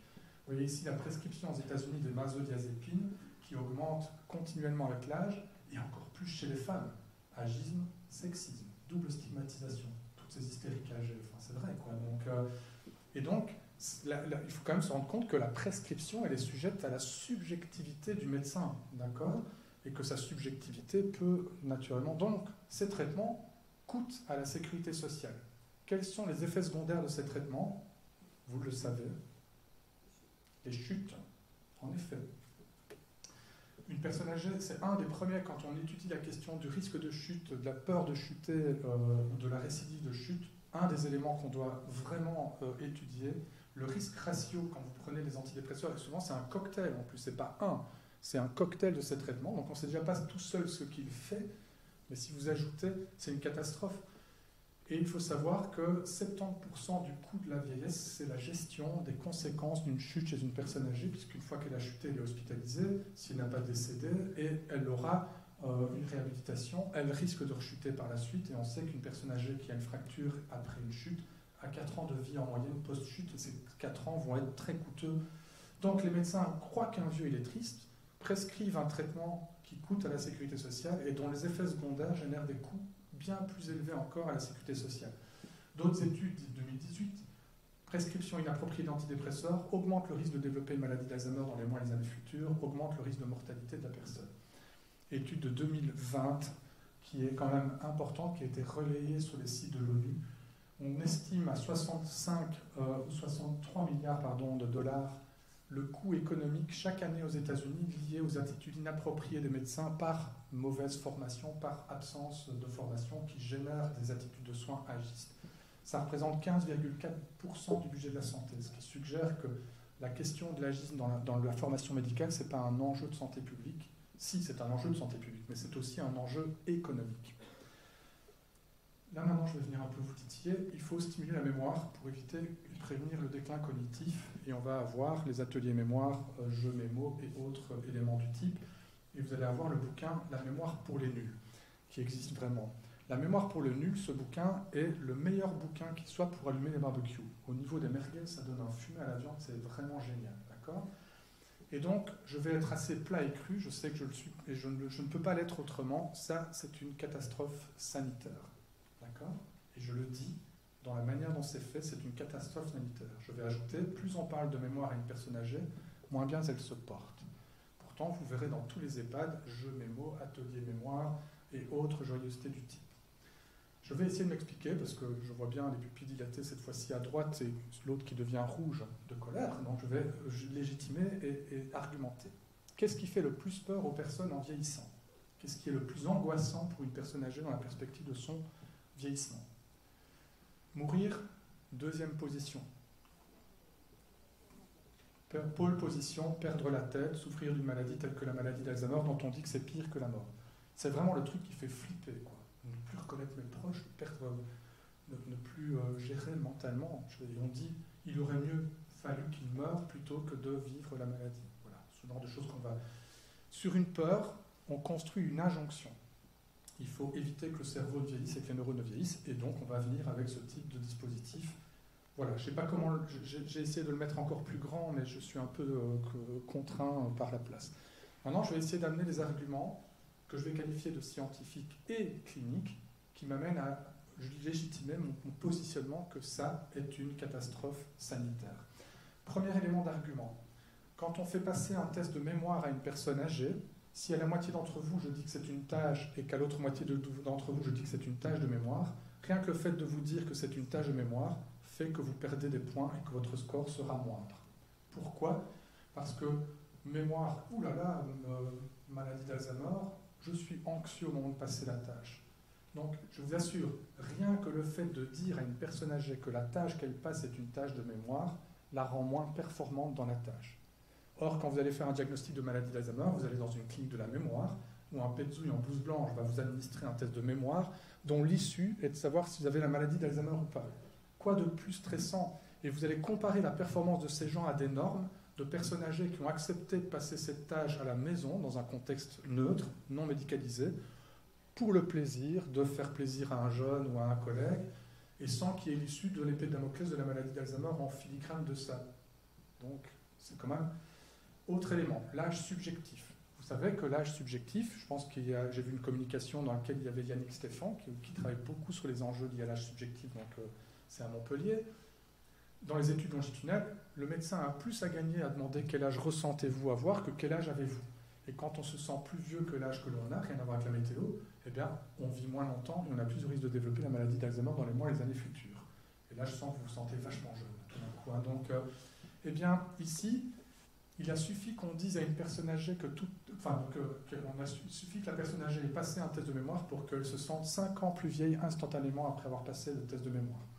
Et dans l'étude 4, c'est encore pire. Dans l'étude 4, on leur a dit tout à l'heure, ils n'ont même pas passé le test de mémoire, mais ils savent que tout à l'heure, rien que le fait qu'ils sachent que tout à l'heure, ils vont passer un test de mémoire, ils se sentent 5 ans plus vieux. Or, quand on se sent plus vieux, on vit moins longtemps et on a plus de risque de développer la maladie d'Alzheimer. Donc j'insiste, plus on parle de mémoire à une personne âgée, moins bien elle se porte. Je vous assure, l'intention de stimuler est bonne. La formalisation de l'intention génère le résultat inverse que celui qu'on recherche potentiellement. Je vais sortir du vieillissement pour vous donner des études qui de nouveau sont peu connues sur le whiplash. Vous savez, le whiplash succès, traumatisme crânien léger. Vous êtes en voiture, il y a un vieux qui est là derrière qui n'a pas vu que vous arrêtiez. Il y a une personne derrière qui n'a pas vu que vous arrêtiez, il vous tamponne. Votre corps est projeté en avant, votre ceinture vous maintient et vous reprojette en arrière. Votre cerveau qui baigne, je sais plus si c'est certain que d'autres, va prendre son élan, fracasser la partie frontale de votre crâne, rebondir et percuter la partie postérieure. Traumatisme crânien léger, vous n'avez pas perdu connaissance. Les études épidémiologiques suggèrent que 10 à 15% des gens victimes de cet accident peuvent présenter plusieurs semaines, voire mois après l'accident, chronicisés, des troubles légers de mémoire et de concentration, légers, mais qui peuvent être incommodants dans la vie de tous les jours en fonction de vos activités professionnelles. Sauf que, et c'est là que ça devient interpellant, ça dépend du pays dans lequel vous vivez. Si vous vivez en Allemagne, en Grèce, en Lituanie, 1% des gens victimes de ce même accident présentent le symptôme, contre 15% des personnes si vous êtes en Norvège, au Canada et aux États-Unis. C'est bizarre. Comment se fait-ce? Et là, je vous sens dubitatif. Ça dépend selon que la sécurité sociale intervient ou pas quand vous avez le symptôme. Quand la sécurité sociale intervient, pas, il y a peu de gens qui développent le symptôme, et quand elle intervient, il y a plus de gens qui développent le symptôme. C'est bien. Pourquoi? Parce qu'on ne communique pas la même chose. Quand vous êtes aux urgences et que la sécurité sociale n'intervient pas, on vous dira plus de peur que de mal, tout au plus quelques gouttes de douleur à la nuque, rentrez chez vous dans le sombre et dans le calme, ça va aller, fille. D'accord? Quand la sécurité sociale intervient, le médecin fait le même discours, mais va ajouter, néanmoins, dans certains cas, vous ne tracassez pas. Quand un médecin vous dit ça, panique à bord, hein. Il dit de ne pas me tracasser, c'est rare, c'est que je dois me tracasser, en fait. Hein. Ça fait vraiment le genre de discours à 2 balles. Il est possible que vous ayez des problèmes de mémoire et de concentration, ne vous tracassez pas, mais si ça arrive, revenez nous voir, on peut vous aider. Et au terme de la consultation, le médecin va vous déposer un prospectus qui vous alerte sur les symptômes que vous pourriez avoir si vous avez des problèmes de mémoire et de concentration, qui sont les mêmes symptômes que vous pourriez trouver sur un prospectus sur la maladie d'Alzheimer. À savoir, entrer dans une pièce et ne plus savoir ce que vous venez y faire, oublier les noms des personnes, oublier les courses si vous faites des courses. Et là, je sens qu'on ne fait pas trop les malins là, dans la salle. Sauf que là, la personne rentre chez elle en étant au taquet. Elle va se dire, est-ce que j'oublie? Mode hyper-vigilance, elle va se dire, est-ce que j'oublie? Et qu'est-ce qu'elle va constater? Non, dit j'oublie. Est-ce qu'il vous arrive de rentrer dans une pièce et ne plus savoir ce que vous venez y faire? Ceux qui disent non, soit menteurs pathologiques, soit ils ont des vrais troubles de la mémoire puisqu'ils ont oublié ce qu'ils ont oublié. C'est vrai, on ne peut pas se souvenir de ce qu'on a oublié. Et donc, il y a un paradoxe qu'on oublie souvent, c'est que oublier est normal. Ça fait partie dans la littérature très connue de la mémoire des 7 péchés capitaux de la mémoire. Daniel Schachter avait évoqué ça dans un chapitre. C'est que quelqu'un qui n'oublie pas, c'est un autiste qui est incapable d'avoir une vie sociale adéquate. Il est noyé d'informations. C'est un peu Rayman, le film de Barry Levinson avec Dustin Hoffman.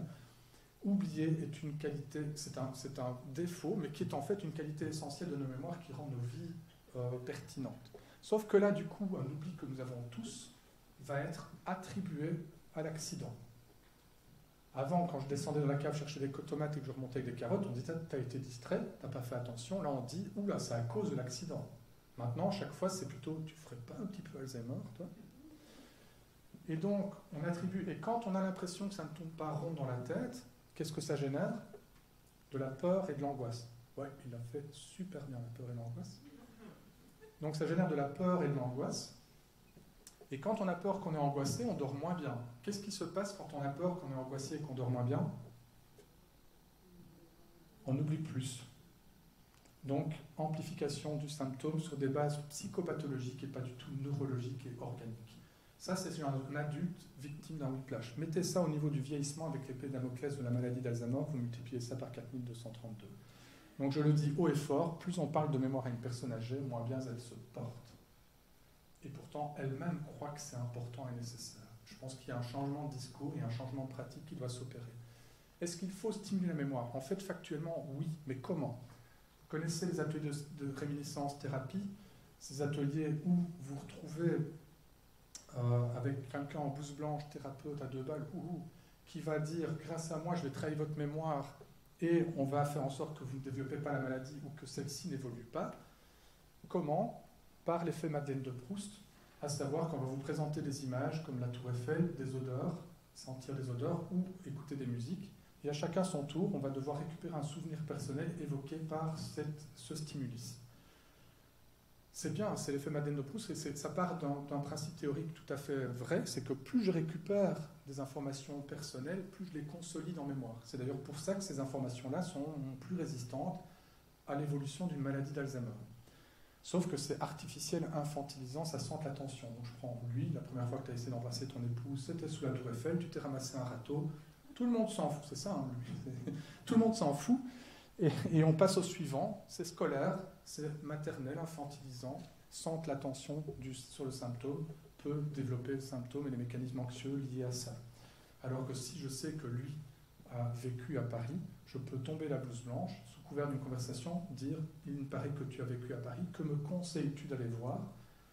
Il va donc, pour pouvoir me répondre, récupérer un souvenir personnel de Paris, tout à fait normalement, à l'insu de son plein gré, il est en train de travailler sa mémoire. Sauf qu'en plus, je m'intéresse à lui, et c'est pas fin, donc ça travaille l'estime de soi, et l'information qu'il me donne m'est utile, ça travaille le sentiment d'utilité, et dans la littérature dans le vieillissement, estime de soi et sentiment d'utilité sont les meilleurs prédicteurs de qualité de vie. Et tout comme la vision du vieillissement, le sentiment d'utilité est un des facteurs biopsychosociaux prédictifs de longévité. Une personne âgée qui se sent utile vit plus longtemps, et c'est une des caractéristiques identifiées dans les zones bleues. Donc, il y a plus de stimulation sous couvert d'une simple papote et à la personne qui stimule sa mémoire à l'insu de son plein gré. Donc je dis stimuler sa mémoire, la vie est stimulante. Il n'y a pas un moment de vos vies où vous n'êtes pas en mémoire. Ici, vous êtes en mémoire parce que vous entendez des choses qui vous font remettre en question vos interactions avec vos parents, grands-parents, votre pratique professionnelle. D'autres n'écoutent pas mais se disent « quelle bière belge vais-je quand même goûter après ?» Donc vous êtes en mémoire. Même quand vous allez dormir, vous êtes en mémoire. Les rêves que vous faites sont là pour consolider les informations vécues le jour. Vous allez donc vous rêver de gorille qui parle avec un accent belge. C'est dingue, hein, donc c'est à cause de moi. Mais donc, pour dire que vivre est stimulant, il y a plus de stimulation chez quelqu'un qui va à la piscine 1 heure que chez quelqu'un qui apprend une liste de mots. Apprendre une liste de mots, la seule chose qu'on arrive à faire avec ça, c'est qu'on devient balèze pour apprendre une liste de mots. Dites-moi dans vos vies de tous les jours combien de situations vous amènent à apprendre une liste de mots. Cette situation se compte sous les 2 doigts d'une main amputée, ça n'existe pas. Donc on vous apprend quelque chose qui n'a aucune pertinence et utilité clinique sous couvert de la stimulation.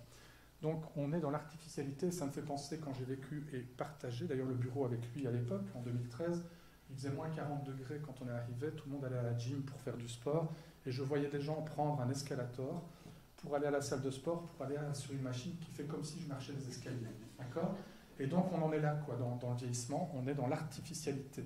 Vivre est stimulant, qu'ils continuent à faire leur ménage, qu'ils continuent à cuisiner, qu'ils continuent à faire ce qu'ils aiment, est stimulant. Première conclusion, et peut-être je reviendrai très vite sur la suite, il y a un enjeu majeur de la formation, c'est une évidence, comme étant un élément essentiel permettant de pouvoir, en tout cas, réduire l'agisme et les actions.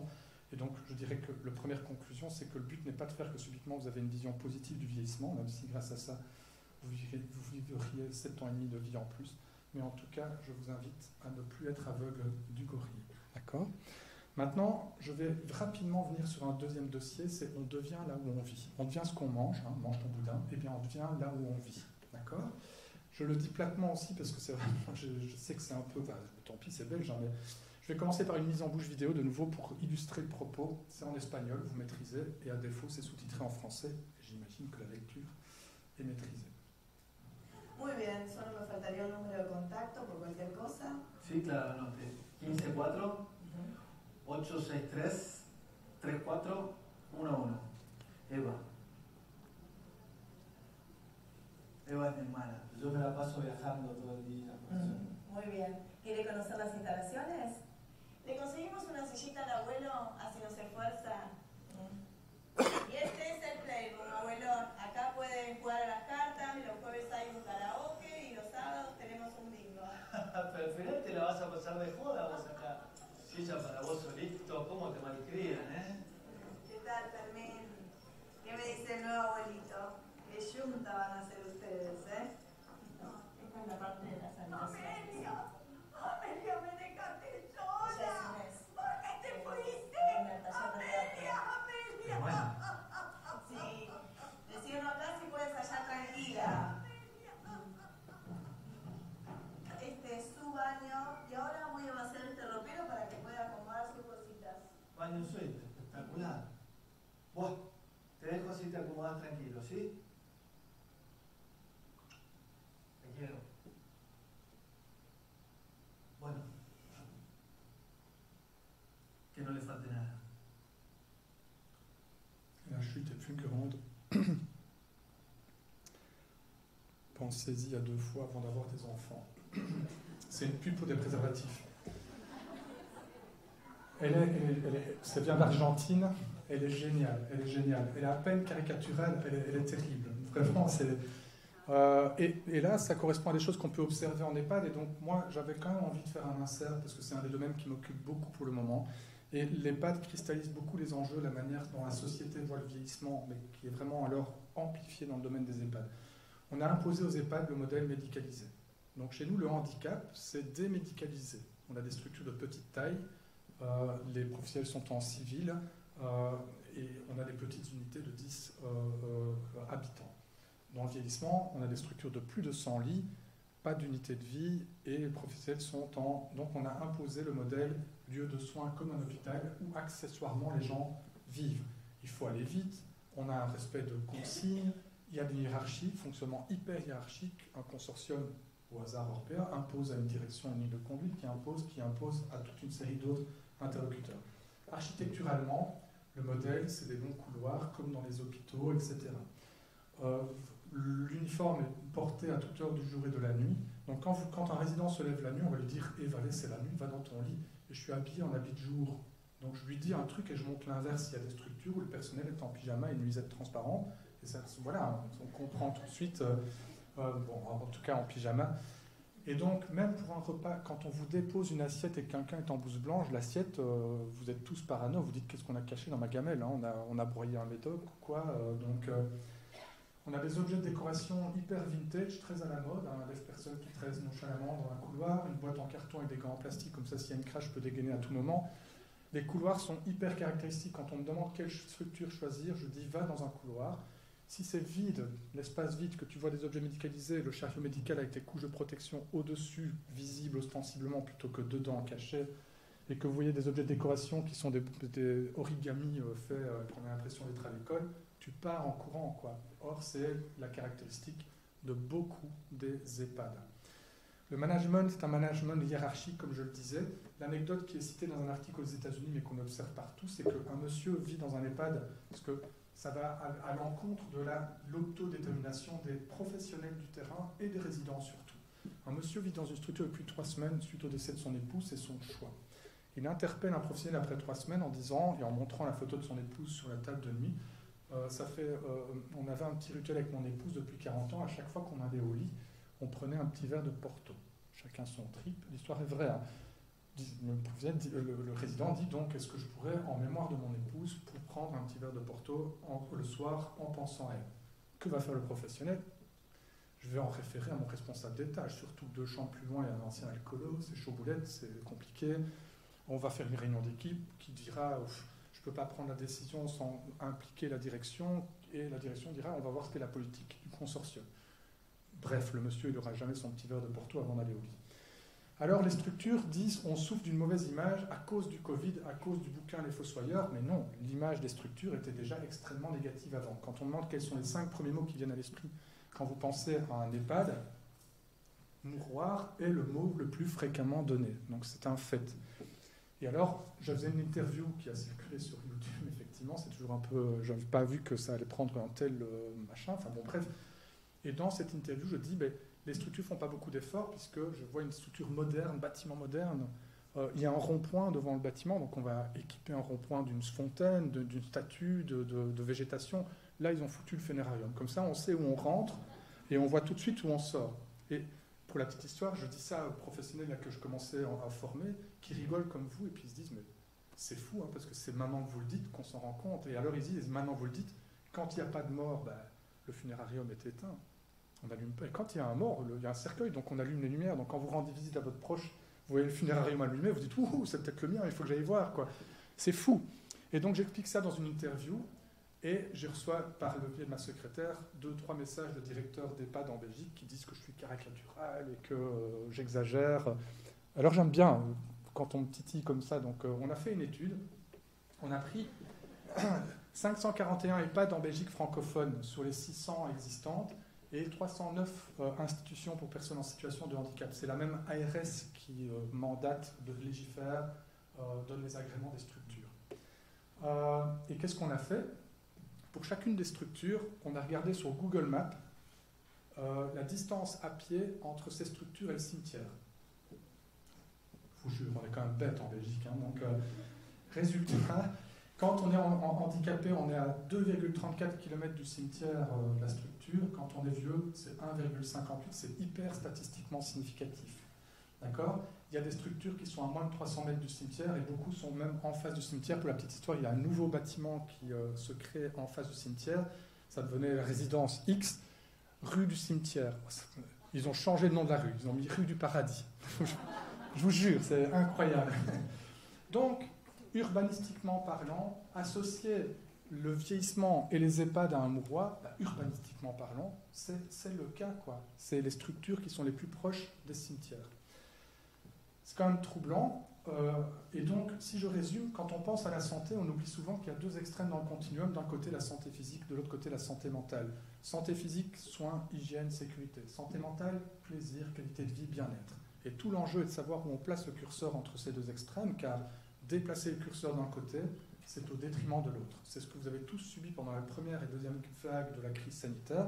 Pour des raisons de soins, hygiène, sécurité, les politiques ont consulté des virologues, des épidémiologues, même à Marseille, quoi. Donc, et on a un curseur dépassé du côté soins, hygiène, sécurité, restriction d'accès au commerce, bulle familiale d'un peu les deux tendus, télétravail imposé. On a donc restreint vos libertés pour vous protéger. Augmentation des problèmes de santé mentale au niveau populationnel. Je ne dis pas que le choix était simple. On aurait fait le choix inverse de continuer à donner des conférences, faire des soirées, de se faire des bisous. C'était bien pour notre plaisir, mais les urgences auraient été engorgées. Et on voit bien le lien entre l'autodétermination et plus le soin s'impose à nous, plus on limite notre autodétermination. D'accord ? Est-ce qu'on veut vivre longtemps ou est-ce qu'on veut vivre en qualité ? Moins longtemps, mais en qualité. Et dans les EHPAD, ça a été encore pire, puisque là, on a enfermé les gens en chambre et limité l'accès des familles. Il y a eu dans les structures aux États-Unis qui ont bien géré la crise Covid, 1/3 de décès en moins liés au Covid, mais plusieurs mois plus tard, bien plus de décès liés à l'isolement qui a été imposé de gens qui se sont laissés glisser, qui se sont éteints, comme je disais, dans tous les sens du terme. Vous voyez ici la dominance du soin. Amenez-lui un fauteuil roulant pour éviter qu'il se fatigue. Il n'a rien demandé, il sait marcher. Mais pour son bien, on a fait comme ça. Donc on a un modèle médicalisé qui est une catastrophe. Dans une des études qu'on est en train de faire, on a photographié les EHPAD, le hall d'entrée, le bâtiment extérieur, un couloir, une salle de restaurant. On fait ça maintenant avec la réalité virtuelle. On capte les environnements. Il n'y a aucun professionnel et usager, donc on a juste l'atmosphère du lieu. Et on a pris ces photos qu'on demande à des juges externes de juger sur est-ce que l'environnement de cette photo c'est plutôt comme à la maison, comme à l'hôpital, et on déplace un curseur entre deux extrêmes, et on a une mesure de 0 à 100. Est-ce que l'environnement c'est un endroit plutôt froid ou chaleureux ? Vous remarquerez que l'endroit est considéré comme plutôt froid sur l'ensemble des photos et plutôt comme à l'hôpital. Vous voyez ici de salle de restaurant qui a le plus été jugée comme à l'hôpital, et ça c'est celle qui a le moins été jugée comme à l'hôpital. C'est quand même, c'est moins pire. On ne peut pas dire que c'est chaleureux, donc c'est moins pire. Un couloir plus comme à l'hôpital, un couloir moins comme à l'hôpital, qui est quand même de nouveau, on peut dire c'est moins pire. Et puis on prend ces photos et on les soumet à vous en disant, imaginons pour des raisons de santé, votre père, votre mère soit contraint de quitter son domicile pour vivre là, et cela est dépeint sur une photo. Quelle qualité de vie projetez-vous pour votre proche s'il était amené à vivre là? Et quelle culpabilité ressentiriez-vous s'il était amené à vivre là? Culpabilité élevée, qualité de vie faible, et statistiquement, plus les photos sont jugées comme ça ressemble à un hôpital et c'est pas très chaleureux, plus les gens anticipent une faible qualité de vie et une grande culpabilité. Donc, la simple décoration des lieux est déjà un facteur qui va avoir un impact majeur. Je reviens encore sur une étude qu'on a publiée, puisque ça parle d'activité physique, avec Manon, dans un doctorat, c'est en collaboration avec des ingénieurs, et avec Olivier Bruyère. On avait fait marcher des personnes âgées, un 5 mètres aller-retour, se lever d'une chaise, tenir en équilibre sur un pied, surmonter un obstacle. Tout était capté par motion capture. On mesure les paramètres de marche au millimètre près. D'accord ? Toutes les personnes passent les mêmes tests. La seule chose qui change, c'est ce qui se passe dans la salle d'attente. Pour la moitié des participants, ils ont des campagnes de sensibilisation à la question de l'équilibre et de la chute chez les personnes âgées, avec des affiches du type « Et oui, même sans bière belge spéciale, à 60 ans, tu peux avoir des problèmes d'équilibre. » Ou « Comment aménager ton domicile pour limiter la chute » ou l'escalier Stana, après un quart d'heure, tu arrives ric-rac au premier palier. Et puis l'autre moitié des participants, il n'y avait rien qui renvoyait au vieillissement ou à la chute, à part celle d'Elisabeth peut-être. Enfin bref, donc voilà. Donc qu'est-ce qui se passe? Les gens elles marchent légèrement moins bien dans le simulateur après sortie de la salle d'attente médicalisée, et surtout, ils se sont pris un coup de vieux. Ils se sentent plus vieux après avoir passé le test de marche. Donc pour dire que, autre élément, white coat effect, il suffit qu'une personne en blouse blanche rentre dans cette pièce, ou il suffit que vous rentriez dans une pièce qui est un bureau médical pour que votre pression artérielle augmente instantanément. C'est vrai chez toute population, c'est transculturel, sauf que c'est plus vrai encore pour les personnes de plus de 60 ans. Ok ? Donc imaginez 24 heures sur 24, 7 jours sur 7 dans un environnement médicalisé avec des gens en blouse blanche, c'est la cata. Autre élément, ça c'est une étude qu'on vient de publier, on a une personne âgée qui épluche des pommes de terre, pour les frites hein, bien sûr, et elle voyait qu'elle fait exactement les mêmes gestes, c'est la même personne âgée, ma collaboratrice à côté est en civil versus la moitié d'entre vous, vous la voyez avec ma collaboratrice en blouse blanche. Au terme de la séquence vidéo, on vous demande de juger du niveau d'autonomie de cette dame sur votre instinct clinique et votre sens de l'observation et le pourcentage d'aide dont elle aurait besoin si vous étiez amené à vous occuper d'elle. Eh bien, par le simple fait que ma collaboratrice porte un uniforme blanc, vous la voyez plus dépendante. Les études vont montrer aussi qu'une personne âgée, quand l'uniforme est porté par le professionnel, va plus souvent appeler à l'aide. Or, je vous ai dit, plus on aide une personne âgée, plus elle appelle à l'aide, plus ça se chronicise, et donc c'est une cata. 10,7%. Chiffre d'invisibilisation assez flagrant, 10,7%, j'essaie de trouver ma flèche, je vais passer ce truc, c'est le temps, dans une journée de travail, quand on passe un lecteur MP3, le temps accordé par un professionnel à s'adresser verbalement à une personne âgée. Ça veut dire que 89,3% du temps, il fait autre chose. Chaque fois, les professionnels disent c'est à cause du rythme, on n'a pas le temps de leur parler. Chaque fois qu'on place une caméra et qu'il est en acte de soins ou d'accompagnement, il a le temps de parler pendant qu'il pose l'acte à son collègue dans la pièce et pas à la personne qu'il côtoie. Et les échanges sont fonctionnels. On le voit ici dans la vidéo, jamais on ne s'adresse au monsieur. Or, avoir une bonne communication, s'intéresser à eux, à qui ils sont, à leur histoire de vie, eh bien, c'est meilleure qualité de vie, moins d'agressivité, moins de dépression. Le moins d'agressivité, c'est le moins de refus de choses, de ce qu'on propose. Je conclus. Je conclus, mais je vais quand même encore une étude très ancienne et que vous ne connaissez pas parce que éthiquement elle est un peu discutable, mais par rapport à ce qu'elle apporte dans le secteur, je trouve qu'elle vaut la peine d'être... Un directeur va dans un EHPAD faire un discours à 2 étages, un discours qui dans un cas encourage l'autodétermination et dans l'autre cas tue toute velléité d'autodétermination. Extrait du discours, je ne vais pas être exhaustif. Dans un étage, le directeur dira « Vous devez décider comment vous souhaitez aménager votre chambre. Le personnel peut, si vous le voulez, vous aider à réorganiser les meubles. » La flèche part du résident et va vers le professionnel. Il y a une emprise sur la situation. 2 étages plus bas, « Nous voulons que vos chambres soient aussi belles que possible et nous avons essayé de les aménager dans ce sens. Nous voulons que vous soyez heureux ici. » Nous, flèche part du professionnel, va vers l'usager, pas d'emprise sur l'aménagement, mais on fait tout pour mon bien. Autre exemple, il y a 2 soirées de cinéma, jeudi et vendredi, le même film est projeté. D'accord ?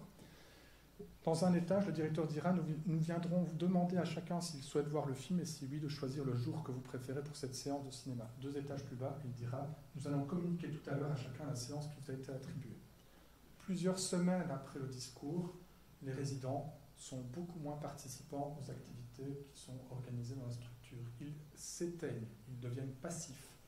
Il y a moins de gens qui vont voir le film de cinéma dans la situation où on leur a imposé le jour. C'est bête, hein, c'est le même temps de travail. Surtout 1 an et demi plus tard, il y a 2 fois plus de décès. Ils se sont laissés glisser, éteints dans tous les sens du terme. Mieux communiquer n'est pas quelque chose qui prend plus de temps, c'est une question de nouveau de formation. Et donc, je conclue de nouveau. Où est le but avec tout ça, comme dirait Mbappé? Vous avez ici une affiche, oui c'est terrible, hein, j'assume. Donc vous avez une affiche d'un vrai site internet d'EHPAD, hein, donc j'ai juste changé la photo et j'ai gommé le nom pour ne pas qu'on l'identifie. Il dit la philosophie pour mieux vous accueillir, c'est les soins médicaux, en gras, en majuscule, la sécurité, l'entretien et la propreté, l'alimentation, c'est pas le plaisir d'un repas partagé, c'est l'alimentation, waouh, c'est fonctionnel. Eh bien, dans l'étude qu'on a publiée, ça donne pas envie ni d'aller y vivre, ni d'aller y travailler. Mais c'est vachement mis en avant sur les sites des EHPAD pourtant. Je vais vous montrer les valeurs et vous allez me dire est-ce que c'est des bonnes valeurs. Ceux qui me disent non, la porte est là. Être bien chez soi, est-ce que c'est une bonne valeur? Un EHPAD, ça doit être un lieu de vie où le soin existe, mais il doit être rendu moins visible et pas un lieu de soin comme un hôpital. Donc oui, c'est une bonne valeur. Histoire de vie, connaître chaque résident, je vais vous montrer quelques éléments d'argument. Pas d'infantilisation, le sous-citoyen, et surtout de l'autodétermination. Donc ce sont des bonnes valeurs. D'où viennent ces valeurs? Vous le savez, hein, quand on monte ça dans les EHPAD, dans une formation, ils disent « Oh, ça donne envie d'aller visiter la structure, ça a l'air chouette ». En fait, ça vient du catalogue Ikea. Ikea, c'est bien chez soi. C'est dingue, hein? Si vous voulez connaître quelqu'un, vous passez en revue sa collection de CD, vous examinez les photos au mur. Ben oui, et moi, la manière dont vous êtes habillé m'en dit beaucoup sur qui vous êtes. Je dirais d'ailleurs quelques... Enfin, non, mais c'est dingue, parce que quand on place un uniforme sur les gens, j'ai plus besoin de vous demander qui vous êtes, puisque l'uniforme me dit que vous êtes professionnel. Si vous n'avez pas d'uniforme, la seule façon de savoir qui vous êtes, c'est de vous le demander, donc d'être en relation. L'uniforme est un tu relationnel, même entre collègues de corps de métiers différents. Donc ça, c'est l'histoire de vie. Oubliez les tiens-toi tranquille pour le pas d'infantilisation. Et le plus imparable, je trouve, c'est assez troublant. Vous rêvez, concevez, décidez, nous vous aidons pour le reste. Rappelez-vous le directeur, dites-nous comment vous souhaitez que vos chambres soient aménagées, nous vous aiderons pour. Monsieur Ikea, il a tout compris. Mais pas pour des raisons altruistes, pour vous faire acheter ces bazars, quoi. D'accord? Alors que nous, dans le domaine médical, on n'a pas du tout acquis les codes de communication qui font que ce qu'on propose à une personne, elle accepte de le faire. J'entendais beaucoup parler dans les débats tout à l'heure sur quand on recrute des gens, on recrute, et dans les études de manière générale, des gens qui ont dit oui. Et il y a ceux qu'on n'étudie pas, ils ont dit non. Il y a déjà un biais énorme. Ceux qui ont dit oui sont sans doute déjà plus éveillés à la question de l'activité physique et comment on contrôle ce genre de choses, etc. Mais c'est surtout comment faire en sorte que ceux qui disent non. Donc quand on fait des thérapies, on étudie 40 personnes qui ont dit oui, mais jamais on le dit dans l'étude, mais on a demandé à 400 personnes au départ. Ça veut dire qu'il n'y a que 10% des personnes qui ont accepté de participer. Si vous proposez un médicament à des gens et qu'il n'y a que 10% des gens qui prennent le médicament qui serait bon pour eux, c'est qu'il y a un problème dans la manière de proposer les choses. D'accord ? Or, nos formations, et c'est ça un des enjeux, il n'y a pas de vieillissement comme je vous l'ai dit. Et le deuxième écueil des formations, c'est que les contenus de formation dans nos domaines, c'est pour 95% apprendre des savoirs et des techniques. Vous prenez n'importe quelle journée de travail d'un professionnel de nos secteurs, première partie, savoir et technique, c'est peut-être 20-25% de mon temps de travail, et 75% de mon temps de travail, c'est parler à un collègue, parler à une famille, parler à un patient. Et je n'ai pas été formé à communiquer et à parler, alors que c'est la partie principale de mon travail. On vous opère sous hypnose. On fait des chirurgies de nez, des ablations de glandes thyroïdes sous hypnose. Donc, le fait de vous parler fait que vous êtes relax et que vous ne ressentez pas la douleur. C'est troublant. 75% des erreurs médicales dans un hôpital, ce n'est pas des problèmes de savoir et de technique, c'est en fait des problèmes de communication et souvent entre collègues de corps de métiers différents. Donc pour moi, c'est les deux enjeux majeurs. Donc voilà, maintenant je termine vraiment. Merci.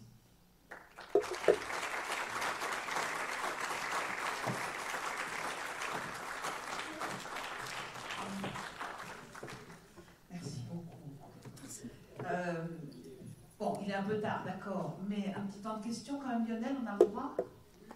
Alors, quelqu'un veut passer les micros, ce serait mieux.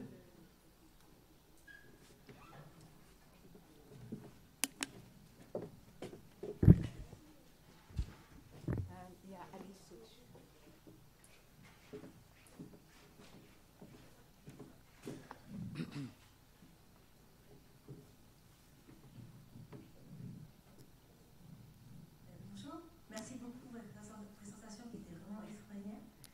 Merci. Moi, pour me présenter, je suis doctorante ici, mais aussi je suis militante anti-védiste. Et du coup, je fais beaucoup de liens Bien sûr. l'anti-védisme, comme la grossophobie ou le sanisme. Mais du coup, j'ai trouvé énormément de liens. Et moi, dans mon collectif, on est assez on est pour la désinstitutionnalisation.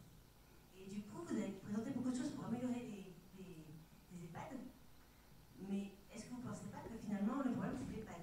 Est-ce que finalement les moyens qui sont donnés aux associations gestionnaires, s'ils étaient répartis pour des aides à domicile, pour aménager les villes et aménager les espaces de vie, est-ce que ça ne serait pas mieux? Ce ne serait pas la vision des choses et la réalité de vie de tous ces gens? Quand j'ai été missionné par les ministres et que j'ai été auditionné, donc j'avais fait un rapport de 250 pages avec des collègues. J'avais pu engager plusieurs personnes sur ce projet. Et puis ça m'a amené à une sorte de mission d'expertise consultance pour la région wallonne. On m'a posé à un moment donné, mais qu'est-ce que serait l'idéal? Et donc j'ai répondu, l'idéal c'est on fait table rase. Donc on abat tous les EHPAD et on recommence sur des bonnes bases. Et les bonnes bases, c'est effectivement le domicile, mais il ne faudrait pas non plus être dans l'injonction du maintien à domicile, mais trouver des systèmes institutionnels qui ne soient pas des tue-l'amour, quoi. Si je vous montre des vidéos de la structure Carpe Diem à Trois-Rivières, à Québec, est-ce que vous auriez envie que votre père, votre mère aille là si c'était nécessaire? Je vous assure que vous allez dire « oh oui ». Chaque fois que j'ai été trouver le politique pour dire, parce qu'on me dit « mais vous êtes hyper critique », et je dis « j'ai pas de plaisir, je ne gagne pas plus d'argent en étant critique », c'est si les chiffres pouvaient me dire l'inverse que ce que je dis, je serais tellement heureux de pouvoir dire que ça se passe bien. Mais je cite un chiffre. Quand on interroge les professionnels en EHPAD et qu'on leur demande « souhaiteriez-vous, si c'était nécessaire, que votre père, votre mère intègre la structure dans laquelle vous travaillez ?» Dans 90% des cas, c'est « oh non, surtout pas ». Donc c'est comme si j'étais cuisinier dans un restaurant et que je ne souhaite pas que les gens que j'aime viennent manger dans le restaurant dans lequel je cuisine. C'est qu'il y a quand même un problème. Et le problème, c'est un problème qui touche les professionnels. C'est un des secteurs où la durée de vie en emploi est le plus faible. Ça touche les familles, la culpabilité, et ça touche bien entendu avant tout les résidents. Donc le système tel qu'il est actuel, et s'il continue à fonctionner en l'état, va s'éteindre avec lui-même, en fait. Pour moi, ça, c'est une certitude. Il doit se transformer. C'est ce qu'on appelle dans la littérature le changement de culture, mais en disant ça, changement de culture, ça montre aussi le gap majeur entre ce qui est et ce que ça devrait être. Cette transformation s'est opérée en Belgique dans le secteur handicap, puisque dans les années 70, le handicap, c'était des paquebots de 200 lits de personnes handicapées, c'était des psychiatres qui s'occupaient du handicap, et c'est les familles qui se sont opposées à ce système médicalisé et qui ont créé des ASBL et des petites associations pour créer ce cahier des charges, structure à taille humaine, ouverte à l'extérieur, et je souhaite qu'on s'occupe de mon enfant comme à la maison. Et donc j'espère que le même mouvement va s'opérer par rapport aux EHPAD. Merci. Une autre question? Oui.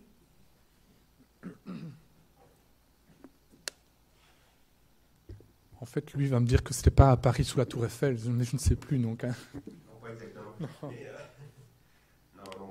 d'abord, magnifique conférence, franchement, Stéphane. Je savais en voyant le programme qu'il y avait une conférence que je devais voir. Merci. C'était hilarant, mais aussi extrêmement instructif et un peu confrontant, parce que tu connais un peu mes travaux. Oui. J'ai envie de rebondir sur plein de points certains qui font plein de sens. Hein, de parler de la vie sexuelle, par exemple, des aînés, c'est fantastique. Et les gens en stats, je crois que je l'ai dit peut-être 3 fois dans les derniers jours, il faut s'en servir comme argument positif. Je me rappelle d'une des premières personnes de 90 ans âgée, un homme qui venait me voir à la fin de sa séance de gym et qui me disait, Dr. Bernard, vous savez pourquoi je m'entraîne? C'est un moteur, c'est un moteur. Oui, bon, donc ça, il faut se servir de tous ces côtés positifs-là. Je pense aussi tout ce qui est l'agisme, et puis tu as bien démontré tous les fameux « is »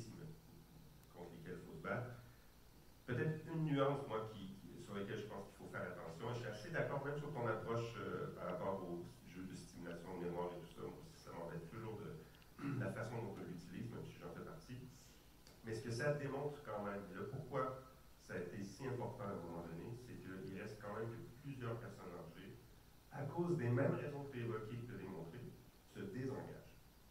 Parce qu'elles sont tellement programmées, elles se disent, de toute façon, dans la mémoire. De toute façon, vous parlez de commission, mais moi, je demande dans mes cours, combien de personnes ont des troubles de mémoire en vieillissant.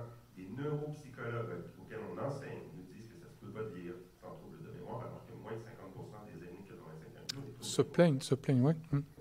Moins de 50%, il y en a un sur deux qui n'a pas de trouble de mémoire. Et ça, je me suis pris avec des neuropsy qui me disent c'est faux. Mais vous déconnez, pratiquement, c'est comme les neuropsy en enfance qui pensent que tous les gamins sont c'est hyperactif et qu'on prescrit de la rilatine, etc. Oui, tu as raison. Ouais. Donc, le point, c'est peut-être cette nuance où, je sais que c'est provocateur, et bon, peut-être qu'il faut sortir les jeux de mémoire des EHPAD et de partout, mais il faut quand même. Pour certaines personnes âgées, le jeu de mémoire, c'est un peu le tapis roulant des gens qui s'entraînent. Il y en a qui détestent, mais c'est quand même nécessaire, parce en que fait, si on se désengage, je suis d'accord partiellement. C'est-à-dire qu'en fait, je pense que d'une part, il faut se poser la question de savoir quand on propose qui vient. Donc, et qui participe. Donc, pour moi, la question de l'adhésion est une forme importante qui amène à dire comment communiquer pour que les gens acceptent mieux. Et je pense pour les jeux, quand je me plaçais, par exemple, au centre de jour où je voyais des patients, le but est de stimuler la mémoire. Je faisais un jeu avec eux et je savais que pour moi, c'était pour les stimuler. Je n'ai pas besoin de leur dire. Donc, on faisait un trivial pour cuite, bleu, curaçao, vert, pisang. Quand on se trompe, on prend un petit godet. Enfin, bref, ça, c'est comme ça que ça se passe en Belgique. Mais les questions, oui, vous pouvez... Non, je rigole, c'est un trivial poursuite, mais les questions que je posais aux usagers étaient des questions que je savais qu'ils allaient répondre. Donc ça les mettait en valeur. Il connaissait les oiseaux, il était ornithologue, il était ouvrier, il soufflait du verre en cristallerie. Je vais poser des questions là-dessus parce que le but est de mettre en valeur les compétences des gens, plus que de les mettre en difficulté. Et par ailleurs, en faisant ça, elles récupèrent des souvenirs personnels, elles sont en train de... Mais surtout, je ne leur dis pas et je suis avec eux. C'est comme je mange avec eux. Je ne les fais pas manger, je mange avec eux. Et ça change complètement la dynamique de participation et ça déstigmatise le fait que c'est pour leur santé. Tu sais, mon premier article scientifique, c'était une dame à qui j'ai appris à tricoter. Oui, désolé. Donc, et je suis balèze, elle m'a réellement appris à tricoter. Donc, je prends les commandes tout à l'heure, je vous jure, c'est en 2000. Pour moi, ça a été la claque de ma vie. C'est que pendant 2 mois, je voulais la faire tricoter parce que c'était bon pour son cerveau et je lui disais ça. Elle n'en a rien à kicker de tricoter pour son cerveau. Hein, donc... Et le jour où je lui dis, je ne sais pas tricoter, montrez-moi comment vous faites, c'est parti, quoi. Et en 3 mois, elle a fait un gilet pour son arrière-petite-fille de 4 ans, et accessoirement, je tricote comme un fou. Donc, là, j'exagère, je suis d'accord, j'exagère. Mais je continue à savoir tricoter. Et donc, j'ai fait mon action de la stimuler, et j'ai fait mon job, mais surtout, je ne lui ai pas dit. Et il y a une vraie relation qui s'installe, et c'est pour ça que la base de l'action du neuropsychologue à la stimulation, c'est d'abord la relation, et on construit l'acte thérapeutique à partir de ça, et moins elle est explicitée, mieux on se porte. Mais c'est vraiment, c'est une question de la manière... Ouais. Oui, tout à fait, tout à fait. Tout à fait. Donc c'est... Mais de la même façon, nous, ce qu'on essaie de faire, on n'arrive pas toujours à le faire parce que nos aînés sont plus nombreux que nos jeunes, mais les gyms de recherche chez nous sont ouverts à tout le monde. Ouais. Les entraîneurs et les étudiants vont s'entraîner pendant que les années sont c'est marrant parce qu'en Belgique, il y a eu une initiative politique. Ça part d'une bonne intention, hein, mais c'est à pisser de rire. C'est une plaine de jeux seniors. Une plaine de jeux seniors. Donc il y a une plaine de jeux, mais avec des modules. Les gosses sont là, ils se disent, mais qu'est-ce que c'est que ces modules à 2 balles? Et après 1 mois, il y a les politiques qui étaient là. Mais quelle bande d'ingrats, les seniors. Il n'y en a aucun qui viennent dans la plaine de jeux. Mais qui a envie d'aller dans une plaine de jeux seniors, quoi? Regardez, je suis dans la plaine de jeux seniors. Et donc, intention bonne, formalisation complètement bancale, comme pour la sexualité dans les EHPAD. Maintenant, ils essayent de dire, allez, nous, on est quand même tolérants. Ah bon, qu'est-ce que vous faites? Une love room. Une love room. Alors, il y a Bernadette qui a été avec Alfred, la loupiote est allumée, ça a duré 5 minutes. En termes d'intimité, c'est du grand n'importe quoi. Donc, enfin bref, pour dire, la question il y a l'intention, et la science programme les intentions de manière adéquate, et puis il y a la clinique. Et ça, c'est les 2 choses qui doivent se concilier pour que l'intention soit formalisée dans des actes qui génèrent les effets positifs attendus, quoi.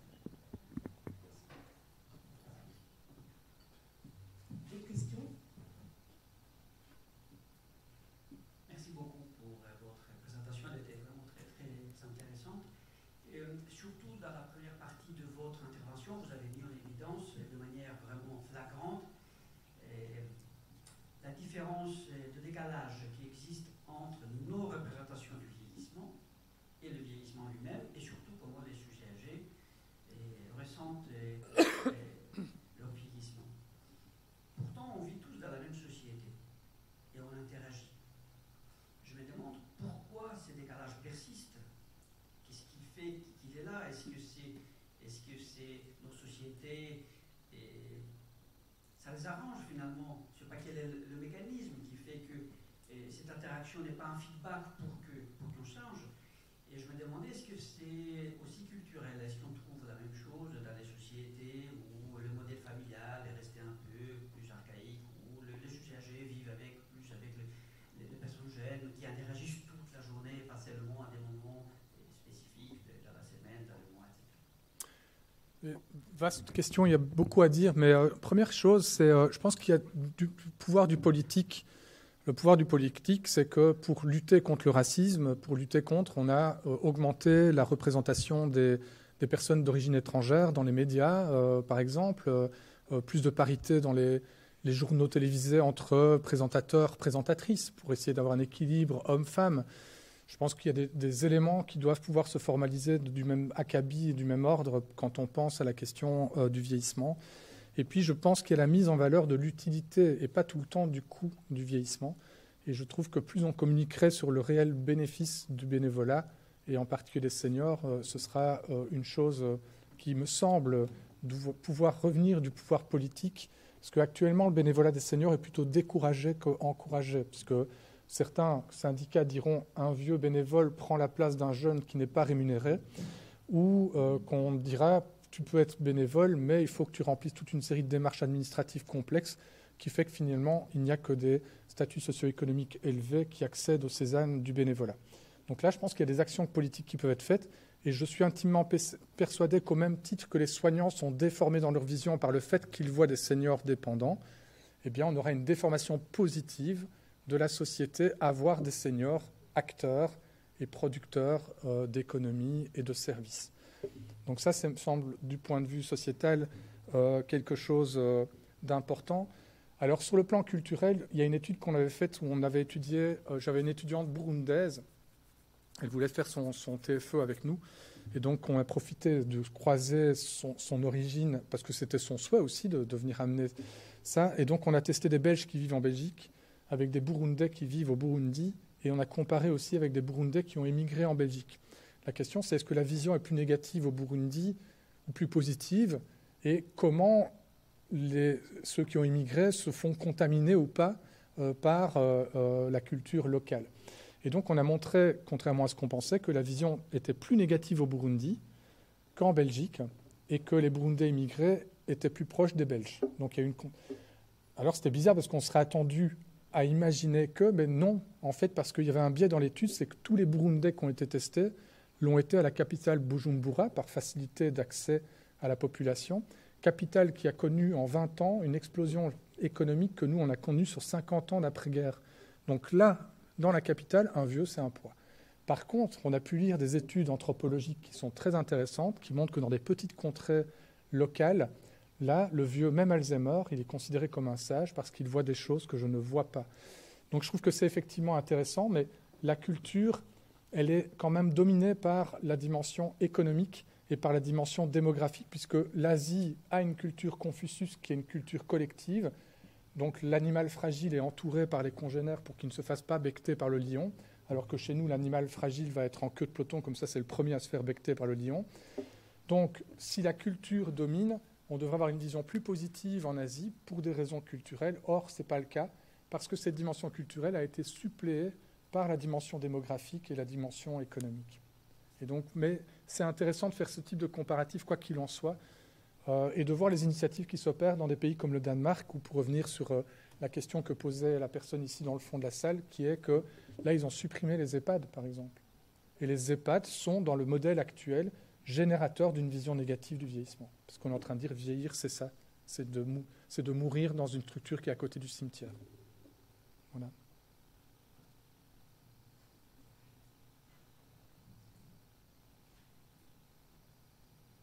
c'est un rôle qui est vraiment pas sympa. Je vais être obligée d'interrompre ce débat. Roger, une question? Et après, c'est sûr, on arrête. C'était juste par rapport au lien social que vous avez mentionné, qu'on cherche à développer notamment dans les structures et que vous dites qu'il fallait plutôt favoriser le lien familial que le lien social. Et je me posais la question des nouvelles structures qui se développent de plus en plus de liens intergénérationnels, notamment aux Pays-Bas et puis en France, ça commence à arriver. Donc j'imagine que c'est de mettre une classe ou une crèche attenante. En fait, il y a ouais. Où les aînés vont de début à la crèche et puis les jeunes viennent aider à faire des courses. Oui. Alors, je dois enregistrer un podcast demain sur l'intergénérationnel et donc je vais commencer le début de mon podcast. Donc je suis pour l'euthanasie des gens qui ont pour initiative de prendre une classe de maternelle ou de primaire pour aller dans un EHPAD. Ça va? Je sais que je suis provocateur en disant ça, mais je vais m'expliquer. Tu as des enfants, ils ont quel âge? Ouais, donc tu vas voir, c'est dans 3-4 ans que tu vas, ou 5 ans, que tu vas connaître un événement douloureux. Ça fait partie des choses douloureuses des parents. C'est un anniversaire et il y a 10 mioches à la maison. D'accord? Vivement 17 heures que je puisse les chasser à coups de pied au derrière. Quoi. Ça fait péter de bruit, c'est abominable, ça court dans tous les sens, etc. Ce que je veux dire, c'est l'intergénérationnel, à nouveau, comme pour la stimulation de la mémoire, est quelque chose qui intrinsèquement est possible. Mais la manière dont c'est formalisé est complètement à l'ouest ou à l'est en fonction des affinités. Donc, les classes de maternelle qui rentrent dans une maison de retraite et les gens disent « Oui, mais les résidents, ils ont souri. » Oui, ils ont eu un sourire social, pas émotionnel. Et ils n'ont pas eu une relation avec l'enfant et il n'est pas sûr que ce sera cette même classe qui reviendra la semaine suivante, ce sera peut-être une autre. Donc je ne développe aucune relation avec personne. Et j'ai les nuisances du groupe et du bruit. Et je vous assure qu'on fait tout un pan de formation sur les nuisances liées au bruit dans les EHPAD. Même la nuit, ils ont du bruit. Ils ont la nuit le bruit qui devrait avoir le jour et le jour, ils ont du bruit que les recommandations de l'OMS disent qu'il ne faut surtout pas qu'on ait pour notre santé. Donc ça, c'est une première chose. Par contre, paradoxe, deuxième mot le plus fréquent quand on parle d'EHPAD, après mouroir, c'est solitude. C'est un paradoxe puisqu'on prend les gens de chez eux où ils sont isolés socialement, sous justificatif de les mettre dans une structure collective, comme ça ils sont entourés de plein de gens. Et pourtant, 63% des résidents vivant en EHPAD connaissent un sentiment de solitude modéré et 35% un sentiment de solitude sévère. Pourquoi? Parce qu'ils ne voient pas les gens que j'aime. Et quand ce sont les gens que j'aime, c'est leurs enfants et leurs petits-enfants éventuels. Donc c'est ça qui est l'élément déterminant si on veut avoir un bienfait. Et c'est de donner envie, mettre des initiatives ou des objets ou des choses dans les EHPAD qui fassent qu'ils aient envie de venir. Mais qu'est-ce qui se passe? Si vous rentrez dans un EHPAD et que vous voyez un résident parler à une poupée empathique qui ressemble à Chucky, vous ne l'achèterez même pas pour vos gosses, ou que vous voyez un résident qui parle à un phoque, Paro, le phoque, et que vous voyez votre grand-père à côté d'une personne qui est en train de papoter avec un phoque, ben, vous dites c'est un asile de fous ici. Pour les enfants, c'est dur à vivre. Ils se font pénitence de rendre visite à leur... Et puis, ils font de l'évitement par un moment donné. Et surtout, ils ne viennent plus avec leurs petits-enfants parce qu'ils n'ont pas envie que le petit-enfant garde l'image de papy qui parle à une poupée ou qui parle à quoi. Donc, si on arrive à transformer le secteur et à invisibiliser le soin et à mettre en valeur les choses et à créer des espaces qui soient, par l'existence de l'espace, des moyens naturels d'échange entre générations et que ce soit plutôt intrafamilial, on y gagne beaucoup. Il y a plein d'autres choses que je pourrais encore dire, mais c'est vraiment pour moi un élément important. Et pour la petite histoire, un de mes fils, parce que nous, quand c'était des filles, du coup, avec l'étude que je vous ai expliquée, on faisait avorter, quoi. Donc, non, je rigole. Mais je rigole. Mais du coup, un de mes fils, ça a été en crèche, et effectivement, la crèche était au pied d'un EHPAD. C'est pas pour autant qu'on est dans des projets d'accompagnement de projets immobiliers, qu'on dit de plus en plus d'immeubles intergénérationnels. Et alors, c'est toujours marrant, la naïveté des gens. C'est pas parce qu'on met des gens dans une pièce que les gens se parlent ensemble. Il y a eu les inondations chez nous il y a quelque temps. C'est parce qu'il y a eu les inondations que les voisins ont commencé à se parler. Et il y a même des Flamands qui sont venus aider des Wallons. Hein, je vous jure, comme ça la boucle est bouclée. Mais c'est vrai, je vous assure. Il y a une solidarité qui s'est opérée. Et on se dit, comment cette solidarité et ces échanges ne se fassent pas en temps normal? Quand on met des gens dans un même immeuble, ça fait des années que vous prenez l'ascenseur et vous n'avez jamais parlé à la personne. Donc c'est qu'est-ce qu'on crée à l'intérieur de ça pour qu'il y ait de l'échange qui est provoqué par des situations qui sont organisées au sein de l'immeuble.